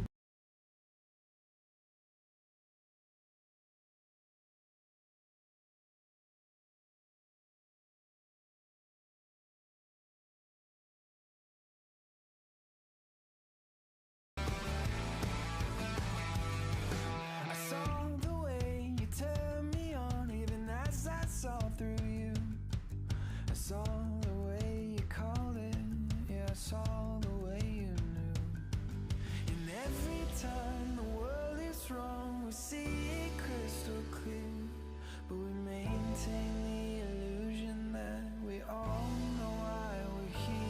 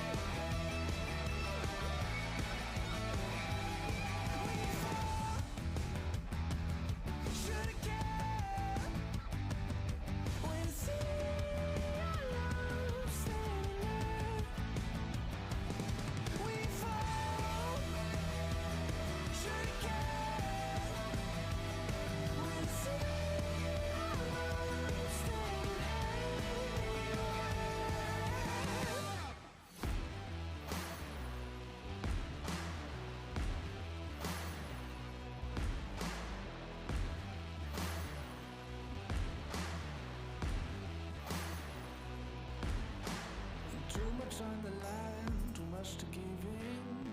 If you think it's over, then let's start it again. The planets align, the stars burn bright, the sun goes down, we keep going all night. Don't back down, the moment is now. Don't miss out, we're never turning around. The night is young, we're out and free. If you can, try to catch me if you can. Catch me if you can. We're renegades.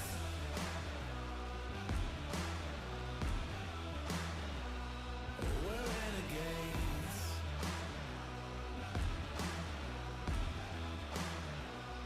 We're renegades. They'll never see us 'cause we're moving the night. We're always ready if they put up a fight. Outrun, outclimb, we'll outshine. You were wrong to think it's worth it to try. So listen up,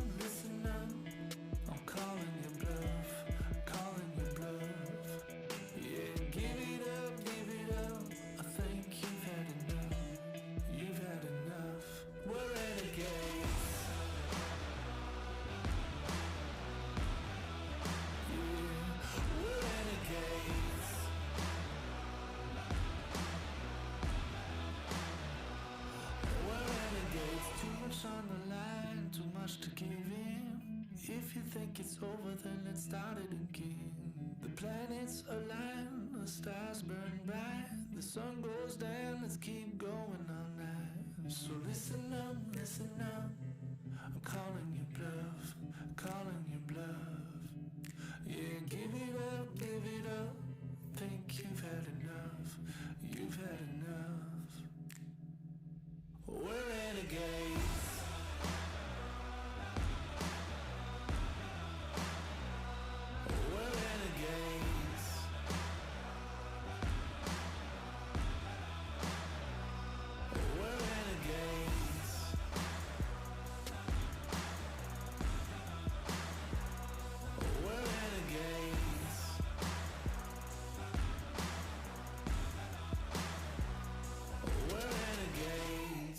I can't remember all the things that you had said, but stories come to me when I'm alone in bed.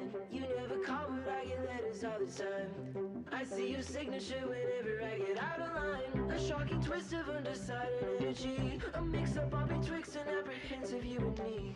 You never call, but I hear stories all the time. You never call, but I hear stories all the time. I never knew if I could count on you, but at least I always knew that you tell your truth. I can get smart, but it never get used. One that never gets as confused as two. Cream of the crop, no time is lost. My best, it's yours, you'll take the lot. We can't exist while I persist. You can be all you can be if you think I would limit it. Even if I gave you everything, it would never be enough. It would never be enough. So why do I stay up at 3 a.m. thinking I should bring you lunch, thinking I should bring you lunch? You're a black hole and you suck me in. Lose is all I ever do, but hey, I like to see you win. But damn, I think it's time we lost touch. I think it's time we lost touch.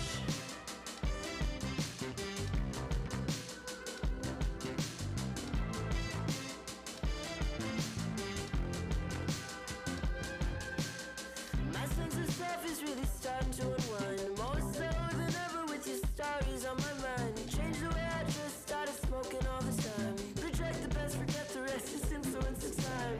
Little me, I should say my piece. Tried to give you all the world as far as I could see.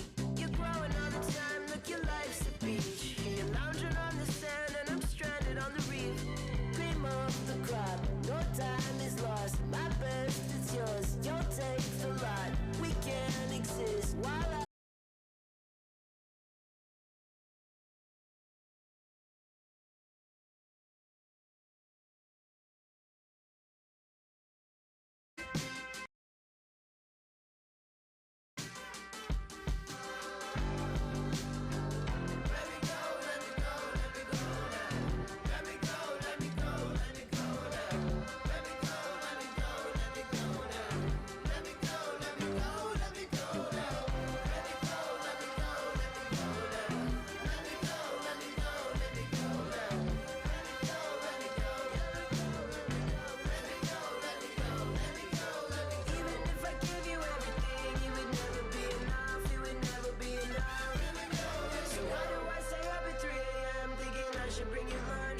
should bring you lunch. You're a black hole and you suck me in. Lose is all I ever do, but hey, I like to see you win.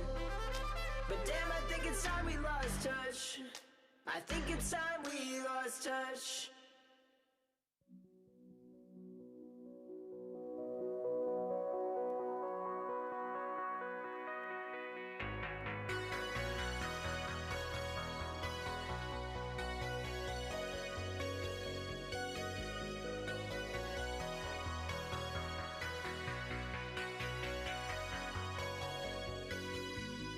Everything's a tragedy.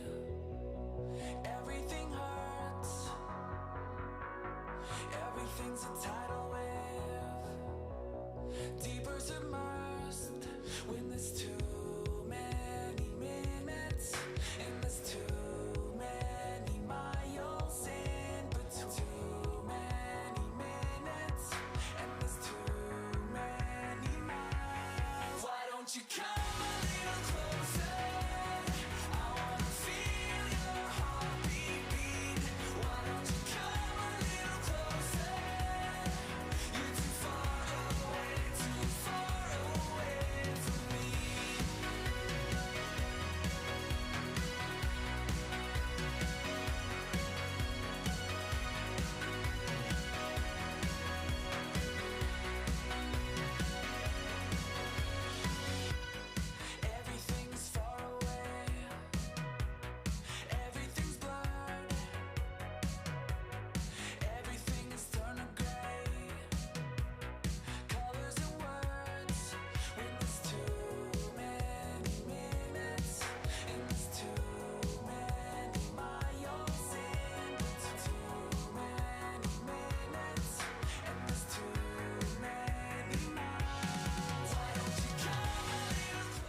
see our finish line, male versus female. It's incredible racing. We're on the Garth Proud Bridge. We are now literally 3 minutes and 15 seconds away from race start. Craig Mottram will do the athlete introductions. We'll get our females up on the start line, due to start at 5:05 p.m. I can just see Cara Ryan making her way past me here at the start. Very focused, better known as a steepler, but has had some great results here in Australia in the past on the road. We're just trying to find last year's champion, Jude Thomas, see if we can have a chat with him. We've got Leanne Pompiani making her way past me at the moment.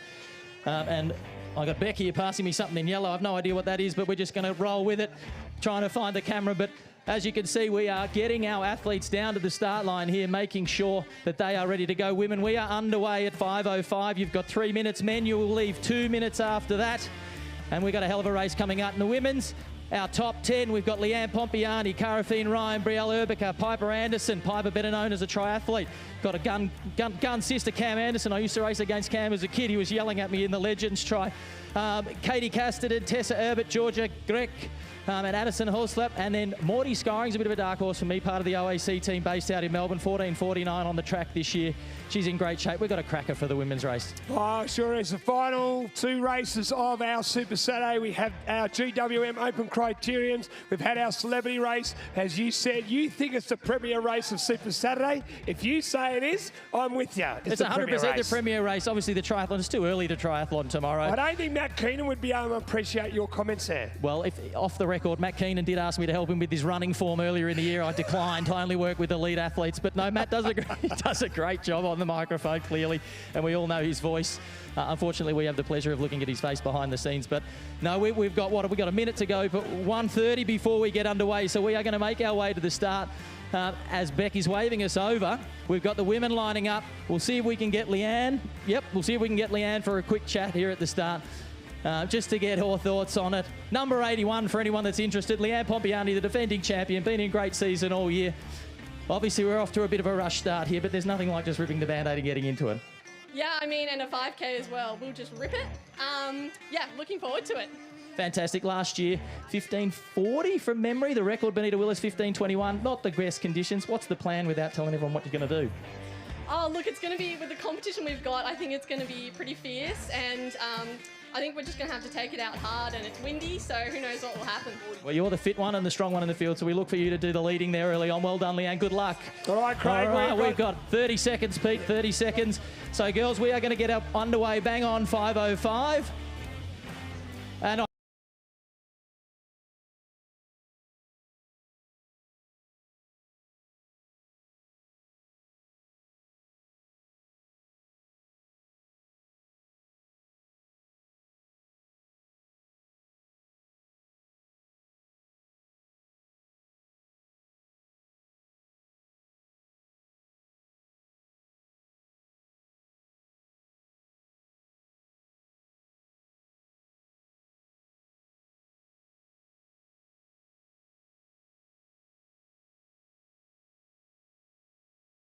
There's a few good boys in the field, just going to try and go with it and see what happens, yeah. And to your right, you got Cal Davies, who wasn't on the start list, a little sneaky late entrant there. What do we think from you? No lane entry, they must have forgot me. Corner towards Noosa Phil. James Whelan on the front, and we've got a nice group of athletes streamlined, which means the pace is on. We're contrary to that, we can see the women's races. They make our way past here. A tight bunch with our runners on the front. We've got Leanne Pompiani in the middle there in number 81. Probably the pre-race favourite, but clearly, as they go past me, the pace is not on in the women's race. They are grouped together, they are running nice and even, and they are just looking around, sussing out what's going on, potentially getting a feel for the headwind back into town as they make the turn, the U-turn just in front of me, and head back out to Noosaville on their second lap. 1.25 kilometres a lap. The girls just checking each other out, taking it nice and easy. Morty, the big tall one in the middle, just cruising along, a 14:49 5K girl, in great shape, ready to go. Taking it easy, and the pace potentially in the boys' race has come on. Oh no, we've got a couple of groups. There is a breakaway. There's 2 groups. You can see this front group as they come over the bridge around 7, maybe 8 runners to pace on. Great aerial shot of the Garth Proud Bridge. No, this is a strategy that's been put in play here. Brian Fay of Ireland has come out here. He's been in good shape. He's been doing a lot of training with the boys down in Melbourne.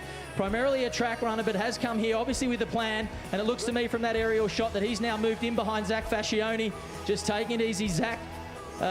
63 minutes for the half last week, 13:24 on the track earlier in the season, is in great shape, and he's out here to run. Well, Australia's best middle distance runners are on show. There's a great sign underneath the ASICS arch. This is the 5-kilometre ASICS Bolt for 2025. And we've got Adam Goddard closely following Zach Fascioni. Adam Goddard's been in great shape as well. Won the Burnie 10 last week down in Tassie. He's been in awesome shape all season, and he has a clear strategy as well. And Zach Fascioni looks to me like those two are going to try to pour it on and get away. Jude Thomas, last year's defending champion, just off the back of that group. It looks like they're going to have some aggressive running early in the men's race. I'll tell you what, Craig, these runners are making it look easy. They're running sub-3-minute kilometres, sub-3 minutes. If you can run one sub-3-minute kilometre, that's incredible. But to do it repeat times 5 is incredible. We're going to see around that 13:50. Mate, they're humming along, the guys. They have certainly put the afterburners on early, more aggressive than the women's race. We can see Adam Goddard, Zach Fascioni. Zach in particular looks to be one of the big aggressors as James Whelan just tosses the hat. It's business out there. You can see the boys are not mucking around. Early days here. The record is 13:41. 13:41. I'm not sure in the conditions today that's possible, but they are certainly not holding back. And then we can see the nice back shot there of the girls as they make their way back in towards Noosa here. Still, the pace isn't on. You've got Cara Ryan on the outside at the back, Leanne Pompiani in number 81 there, Morty Scarring, the big tall one in the middle. They're probably the three. They're the three that are in the best shape. They're the three that have performed probably the strongest on the track and on the roads over the last few months. But they're just playing a game here at the moment. There's really no injection of pace. There's no single file running. It's a big group, taking the corners nice and easy, just feeling it out. Obviously a headwind coming back into town, which the boys are battling at the moment as they make their way back in towards us. But it's a clear push on the front from Zach Fascioni wearing number 29, Adam Goddard behind him in the orange kit, and then Jude Thomas in the purple wearing the number 1, meaning he's the defending champion, on the right-hand side of the screen. Well, welcome to the ASICS Bowl. We've got Craig Mottram, the voice of Noosa on the 5K ASICS Bowl. He's a 4-times Olympian. He's a Commonwealth Games silver medalist, a bronze medalist, the world champion, and 5-times champion in Noosa. You know this course better than anyone. I do know it. I've actually got a brick just over there that I come and take a selfie with every year, Pete. No, I love Noosa. I've come back. 25 years I've been coming up here since the year 2000. In a quarter of a century was incredible, and it gets better and better every year. And the Bolt, geez, ASICS do a good job with the Bolt, and the athletes turn up in their spades. You don't get world-class athletes like this unless you're putting on a good event. And we have world-class athletes in the men's race. Zach Fascioni has a strategy. He knows what he's doing. I don't know who coaches him, probably some legend of the sport that's won this race 5 times, but he has a bit of a strategy. He knows how to try to win it. He's based in Melbourne, actually from Sydney, but part of the OAC group based in Melbourne. He's going to pour it on over the next few laps. And the women, it looks like, Pete, it looks like it's starting to get rolling a bit. We've got Ruby Smee. Yeah, that is a fair while ago as the splits come up on screen, but we've got a big group, so it's almost impossible as they come past me here to pick a winner from this group. They are all doing it nice and easy. They're all cruising along. They're starting to get a few drop off the back, but that's the distance doing the work. The girls will be running about 3:10k pace, so around 3:10 to 3:15k pace. So anyone that knows that, in fact, everyone here at Noosa should know, for these girls, that is almost at threshold. So, for example, a Morty Scarring and the like, they will be thresholding at 3:10 to 3:12. So they will be doing this at the front relatively comfortable and making sure that they are in control as we get a nice aerial shot there before. I predict in the women's race, it's going to be a big kick down. Yeah, of course, also, Craig, we've got a bit of money up for grabs, $2,400 up, but the men are starting to make some ground up on our female leaders. This is why we start the 2-minute gap. We wanted to be really close to the finish, but the pace is on. Call them through, Craig. Yeah, they are. We've got Adam Goddard on the front again. They look like they're rolling turns. Jude Thomas actually looks pretty good. I heard he was a little under the weather coming in today, so he didn't want a super strong race, but Adam Goddard's going to make it hard. Zach Fascioni just trailing Adam Goddard there on the inside. But the men's race, the heat's come out of it a bit. I think they've done a little bit of damage early on, and they're now just getting ready for a big push over the final K and a half. And I tell you what, we've been blessed with the weather. We were expecting some big weather pads. It's going to hold off, I think. We're going to get this 5-kilometre ASICS Bowl to wrap up Super Saturday all done. This is what it's all about. The need for speed in the 5K ASICS Bowl. Oh, look, the guys are starting to think about the last lap of this race now, so they're in the 3rd of 4 laps. Zach Fascioni's still on the front. He's been the aggressor most of the race. Adam Goddard just trailing him. Jude Thomas in the purple wearing number 1 on Zach's left inside shoulder there. Will be backing himself in from here. If the damage has not been done at the moment, it's going to come down to a final lap as we see some business starting to happen in the women's race. We've got a push at the front. We've got Leanne Pompiani, as we said from the start. She's the strongest probably of this group. better over the half marathon and marathon. 10K winner in Burnie last week. She is in great shape. Morty scarring on the behind her, in the big tall one behind her, wearing the On OAC kit, in great shape. Obviously with a big track PB this year. We've got 3 of them starting to clear out at the front. Yeah, they're clearing out all right. They're at the top end of the course, but look at the speed of the men. They're in the same shot. As the ladies come back to the finish line, our males are going out to that turnaround. They've got 1 lap to go and they go through around 1.25 kilometres when they go past that finish line.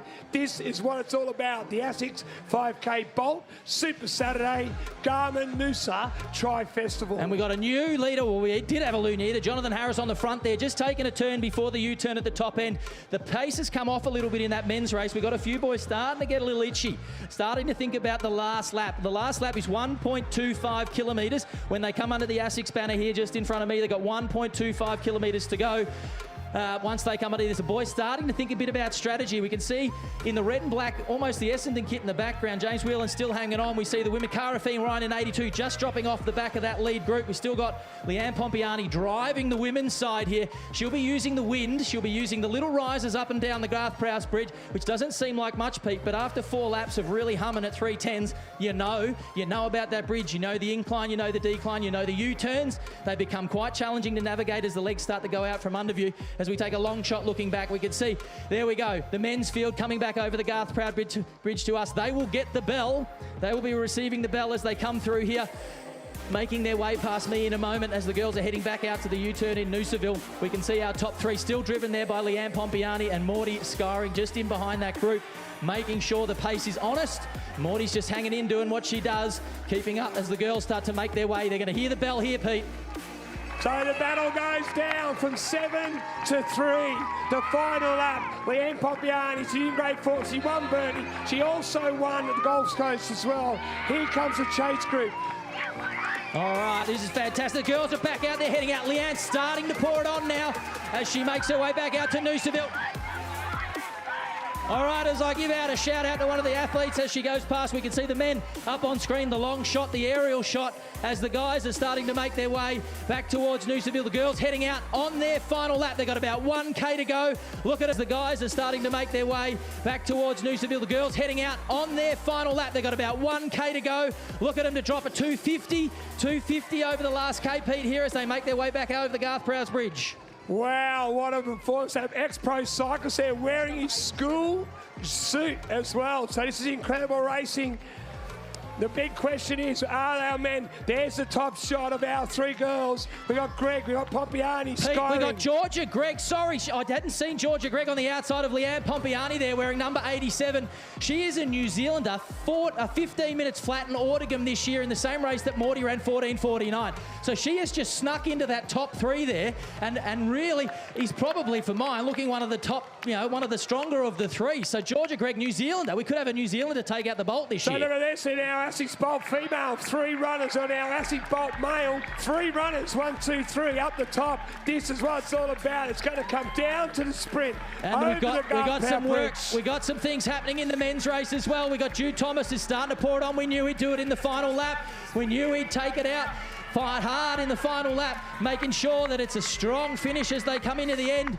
We got the girls who are making their way at the top corner there. We've got Cal Davies, who I quickly spoke about at the start there, in 3rd place on that group. So we've got Cal Davies and Jude Thomas looking the strongest as the men make their way. You can see them just coming up behind the girls there. Leanne Pompiani still driving the leader of the women's race. The men gonna catch them at the U-turn here. We've got 500 metres to go. Leanne Pompiani driving it. Jude Thomas and Cal Davies in the men's. What a race it is. This is the final race of Super Saturday.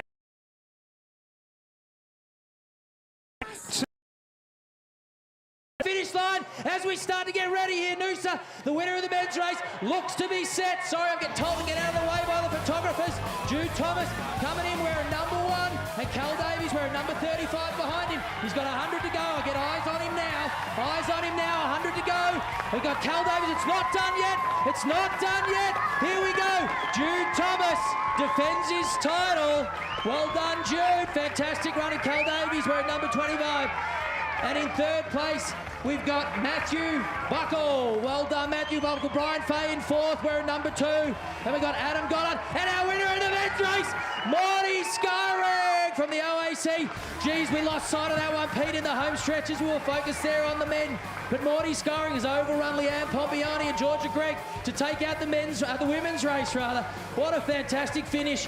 We spoke before the race. She said, I'm going to wait until the end. I'm going to wait until we get round the final U-turn, and then I'm going to send it home. We had Leanne Pompiani pouring it on, Georgia Gregg pouring it on, Morty just the dark horse sitting in the background, waiting her time. What a finish from Morty Scoring to take out the women's race as she's waving to the camera. Loves a bit of a show, Morty. Well done. I'm going to come over here and try and get Jude Thomas defending his title from the men's race. Well done, Morty. Don't go anywhere. I'm going to summon chat to you. We'll just give him a moment. He's just feeling the pinch a little bit. We know Jude a little bit under the weather as he's come in. That is a strong performance. To come in not feeling your best and still to deliver back-to-back Noosa bolts. Well done, mate. Pretty tough out there. Yeah, that was definitely one of the hardest races I've done on the road in ever. Mate, it looked like from the beginning, James Whelan poured it on very aggressive early, then Zach took it out in the middle. You just bought your time, you just stayed patient in the middle. Then the final turn, you started to present yourself, put yourself at the front of the race and brought it home. Yeah, it was tough out there. Thankfully, some boys were willing to get up the front and push it along. It was like 500 metres of headwind on the way back, so I didn't want to hit that until I absolutely had to, so worked out my way today. Fantastic result. Back-to-back champion, Jude Thomas. Back-to-back champion, Jude Thomas, and with a cold and under the weather, Morty. Where are you going, Morty? Morty and Leanne. Leanne just telling Morty that she's got something on their face there. Well done. How good's that? A bit of camaraderie between the girls as they race. Morty, we spoke a little bit before the start of the race. You said with the weather and with the wind and knowing the quality of the field, you just wanted to sit and be patient. It played out as you thought? Yeah, that field was mostly filled with girls that ran the 10K half marathon, so I knew they'd be strong and pushing the pace early as they're a bit more maybe race fit than I am right now, so I just had to bank on my 15 5K speed and hope I could hang on, and I was able to do that today, which I'm really happy about. It looked like in the girls' race, it was very different to the men's race. The men's was quite aggressive early. The women looked like you were just hanging back a little bit. You knew Leanne was going to be strong. You knew Georgia was going to be strong. Who was the aggressor there? Who made the first move, and what were you doing? How were you approaching that? I know the last 500 was where you wanted to attack, but how did you cope through the early stages where it was quite slow? Yeah, I think it was really slow early on. I think I heard you on the mic say we were doing about sort of threshold pace, and I was like, okay, just relax, that should be easy. But about, I think at the start of the third lap, I really saw Leanne start to squeeze and pick up the pace, and I was like, okay, just hold on. There was a bit coming into the last bend where I was like, oh, I don't know if I can hold, but as you always say, no gaps, and once I got into the last 500, I was like, all right, I think I can do this, I can kick home. Well, you had a massive season on the track with some PBs on the track. Now, this is probably one of the bigger wins you've had on the road, especially here in Noosa. You've run here before. Where does this stack up in the whole scheme of things? Yeah, I ran here 3 years ago, actually. It was my first race ever in the on kit, and back then I was not a 5K runner. Didn't expect to become a 5K runner, but I think I've really come into the event in the last year or so, and yeah, it's really cool to see the progression in the last 3 years. Fantastic. Well done, Morty Scoring, the winner of the women's race today here at the ASICS Noosa Bolt. Fantastic running from all very different races across the board. Fantastic running from all different races for the men's and women's, as we're now going to head back to the guys in the call room, head to a commercial break. Well done. We got the ASICS Bolt in and completed before the weather came in.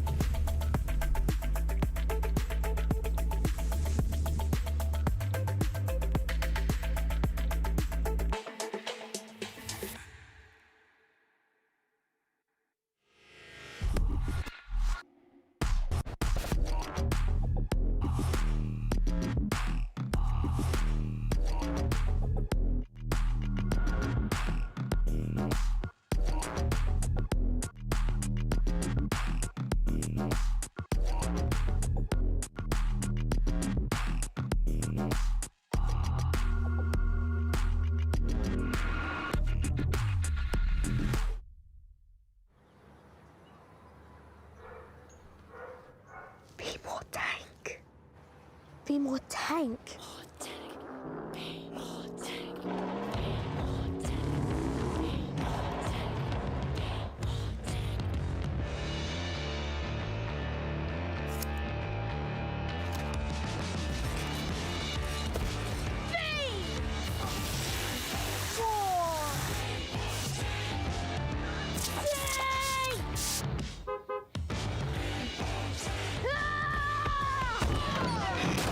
Be more tank with the GWM Tank 500 plug-in hybrid. Go with more.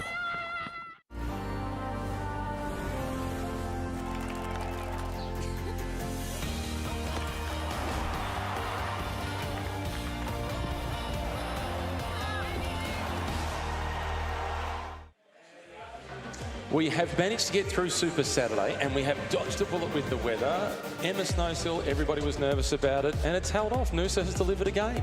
We have been so fortunate. I have really been looking out the back of this tent here and seeing those black skies rolling in, and thank goodness the weather gods have played to our favour and kept this course dry and safe, and yeah, cleaned up such an amazing Super Saturday once again. What about that race, the Essex Bowl? You and I, we were both out of the commentary position. We were down beside the road. It's extraordinary how quick they go past, and you hear Craig Mottram say they're running at about 3-minute, 10-kilometre pace. This should be threshold. I absolutely love it. I'm going to say that it is one of my favourite events of Super Saturday. I just love the whole handicap. I love just seeing how amazingly fast these runners are, and I think what an opportunity, you know, have them out here racing on a Saturday afternoon and just, yeah, making it look so easy. Well, I was a little bit biased. I was watching Jimmy Whelan really closely. He was the athlete that was in the black and red colours, the stripes. That's his old school top from athletics at school at Xavier College. He's still flying the colours. He left school maybe 10 plus years ago. That's impressive. Well, I think what's more impressive is that, you know, coming from a cycling background, and we've talked a little bit about Alex Yee's performances in road running recent times, but he has actually beat Alex Yee's time by 1 second. So it goes to show you the pedigree and pace in which, you know, these guys who are coming from other sports or triathlon, and in this case in cycling, and that's absolutely phenomenal. They raced against each other recently at the Valencia half marathon, and Yee beat Whelan by 9 seconds. So Jimmy, get the swimming sorted, and we'll see you back here on the start line on Sunday at the Noosa Tri. Wouldn't that be fantastic? I think, you know, to add these sorts of athletes to triathlon, I mean, that would be an absolute blessing. So if you're listening, Jimmy, yes, please come up and see if we can help you with that swim. In the criteriums, we saw in the women's race, it was a very different race to the men's race. A breakaway survived. In the men's race, it came down to a sprint. And the pre-race favourite in the women's, Sanders, she got the win. She's one of the young rising stars of Australian cycling, so I'm excited about her. But I liked Blake Quick. I asked him at the start, and I said, optimistic. He said, this is the best I've ever been here. I'm ready to go. He put pressure on himself.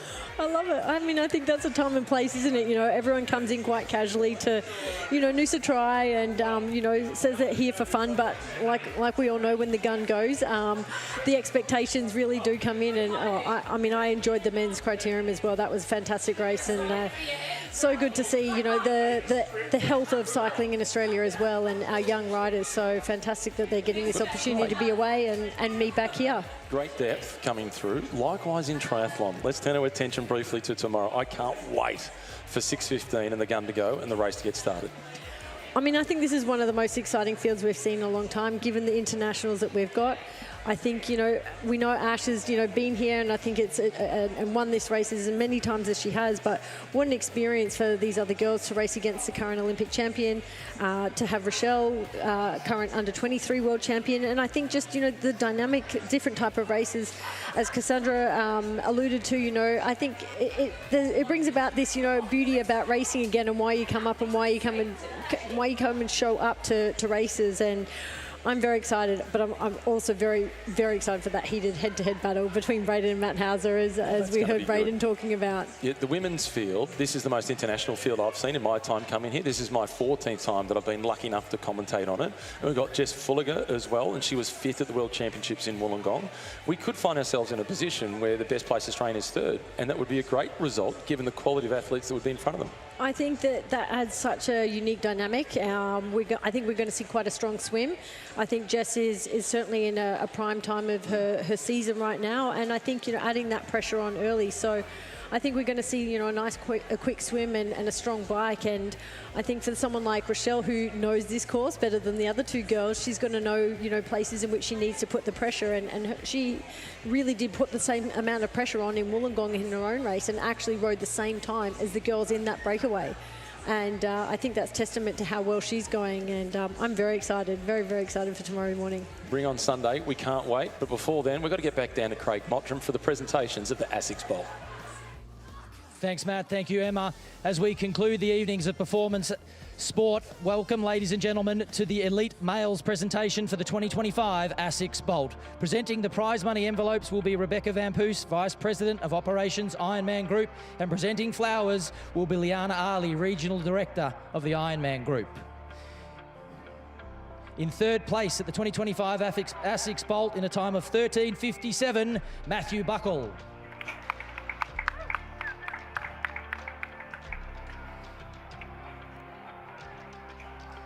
And in second place at the 2025 ASICS Bolt in a time of 13:52 rather, Callum Davies.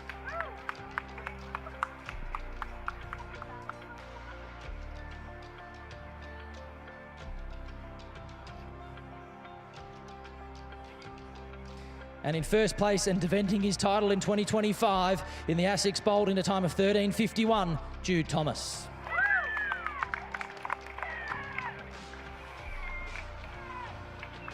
Congratulations, gentlemen. Now enjoy the champagne and celebration.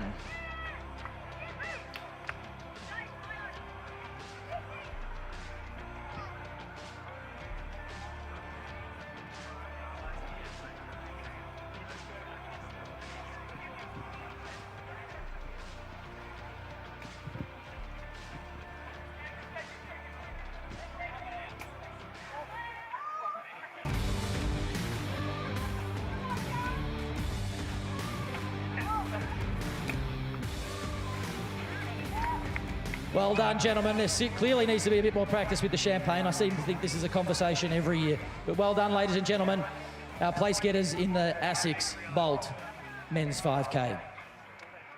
Throwing back up to Matt and Emma while we await the women's presentation. Well, great to see them on the podium there, Emma. And the times that we saw, the quickest time, 13:51, on a course where you're doing a hairpin at the top each time. So you're decelerating and accelerating. That's tough. It was unfathomable, but I was actually explaining to my daughter and her friend that that's like trying to go as fast as you can around those corners in your Crocs. I mean, they were absolutely flying, and these shoes are incredible. And I have to say, like, watching them is just a pure joy. They make it look so effortless and so beautiful. So, yeah, they have certainly put on a fantastic show for us. And Jude coming back and defending his title, having won it last year. And I like the system. It probably was 6 years ago that they introduced the system where the women start first and the men see if they can catch them. And it's probably been a 50-50 strike rate since then. It adds so much excitement. It is my favourite event of the afternoon. I think it's a great way to finish Super Saturday, and they always put on a fabulous show. So nice to see that we're keeping even par, and let's see if we can get the women next year. Let's get back down to Craig Mottram now with the presentation of the women's ASICS Bolt. Guys, welcome, ladies and gentlemen, to the elite women's presentation for the 2025 ASICS Bolt. Presenting the prize money envelopes will be Rebecca Van Poos, Vice President of Operations, Ironman Group. And presenting the flowers will be Liana Ali, Regional Director, Ironman Group. In third place at the 2025 ASICS Bolt in a time of 16:06, last year's winner, Leanne Pompiani.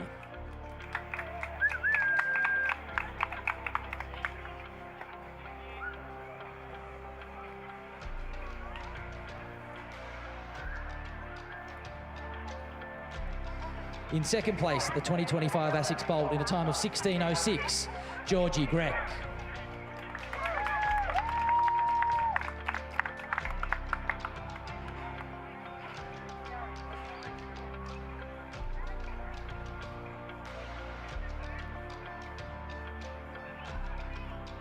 And in first place and the winner of the 2025 ASICS Bolt in a time of 16:05, Morty Skyrim.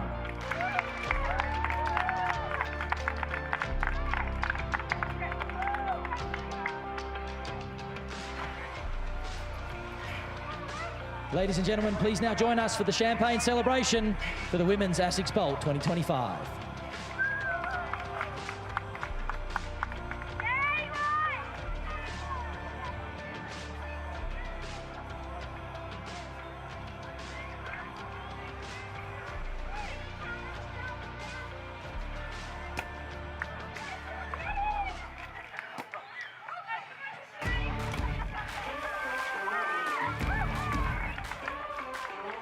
A better effort there from the ladies. That concludes the ASICS Bowl for 2025. Well done to all the athletes. I'm going to throw back to Matt and Emma in the booth.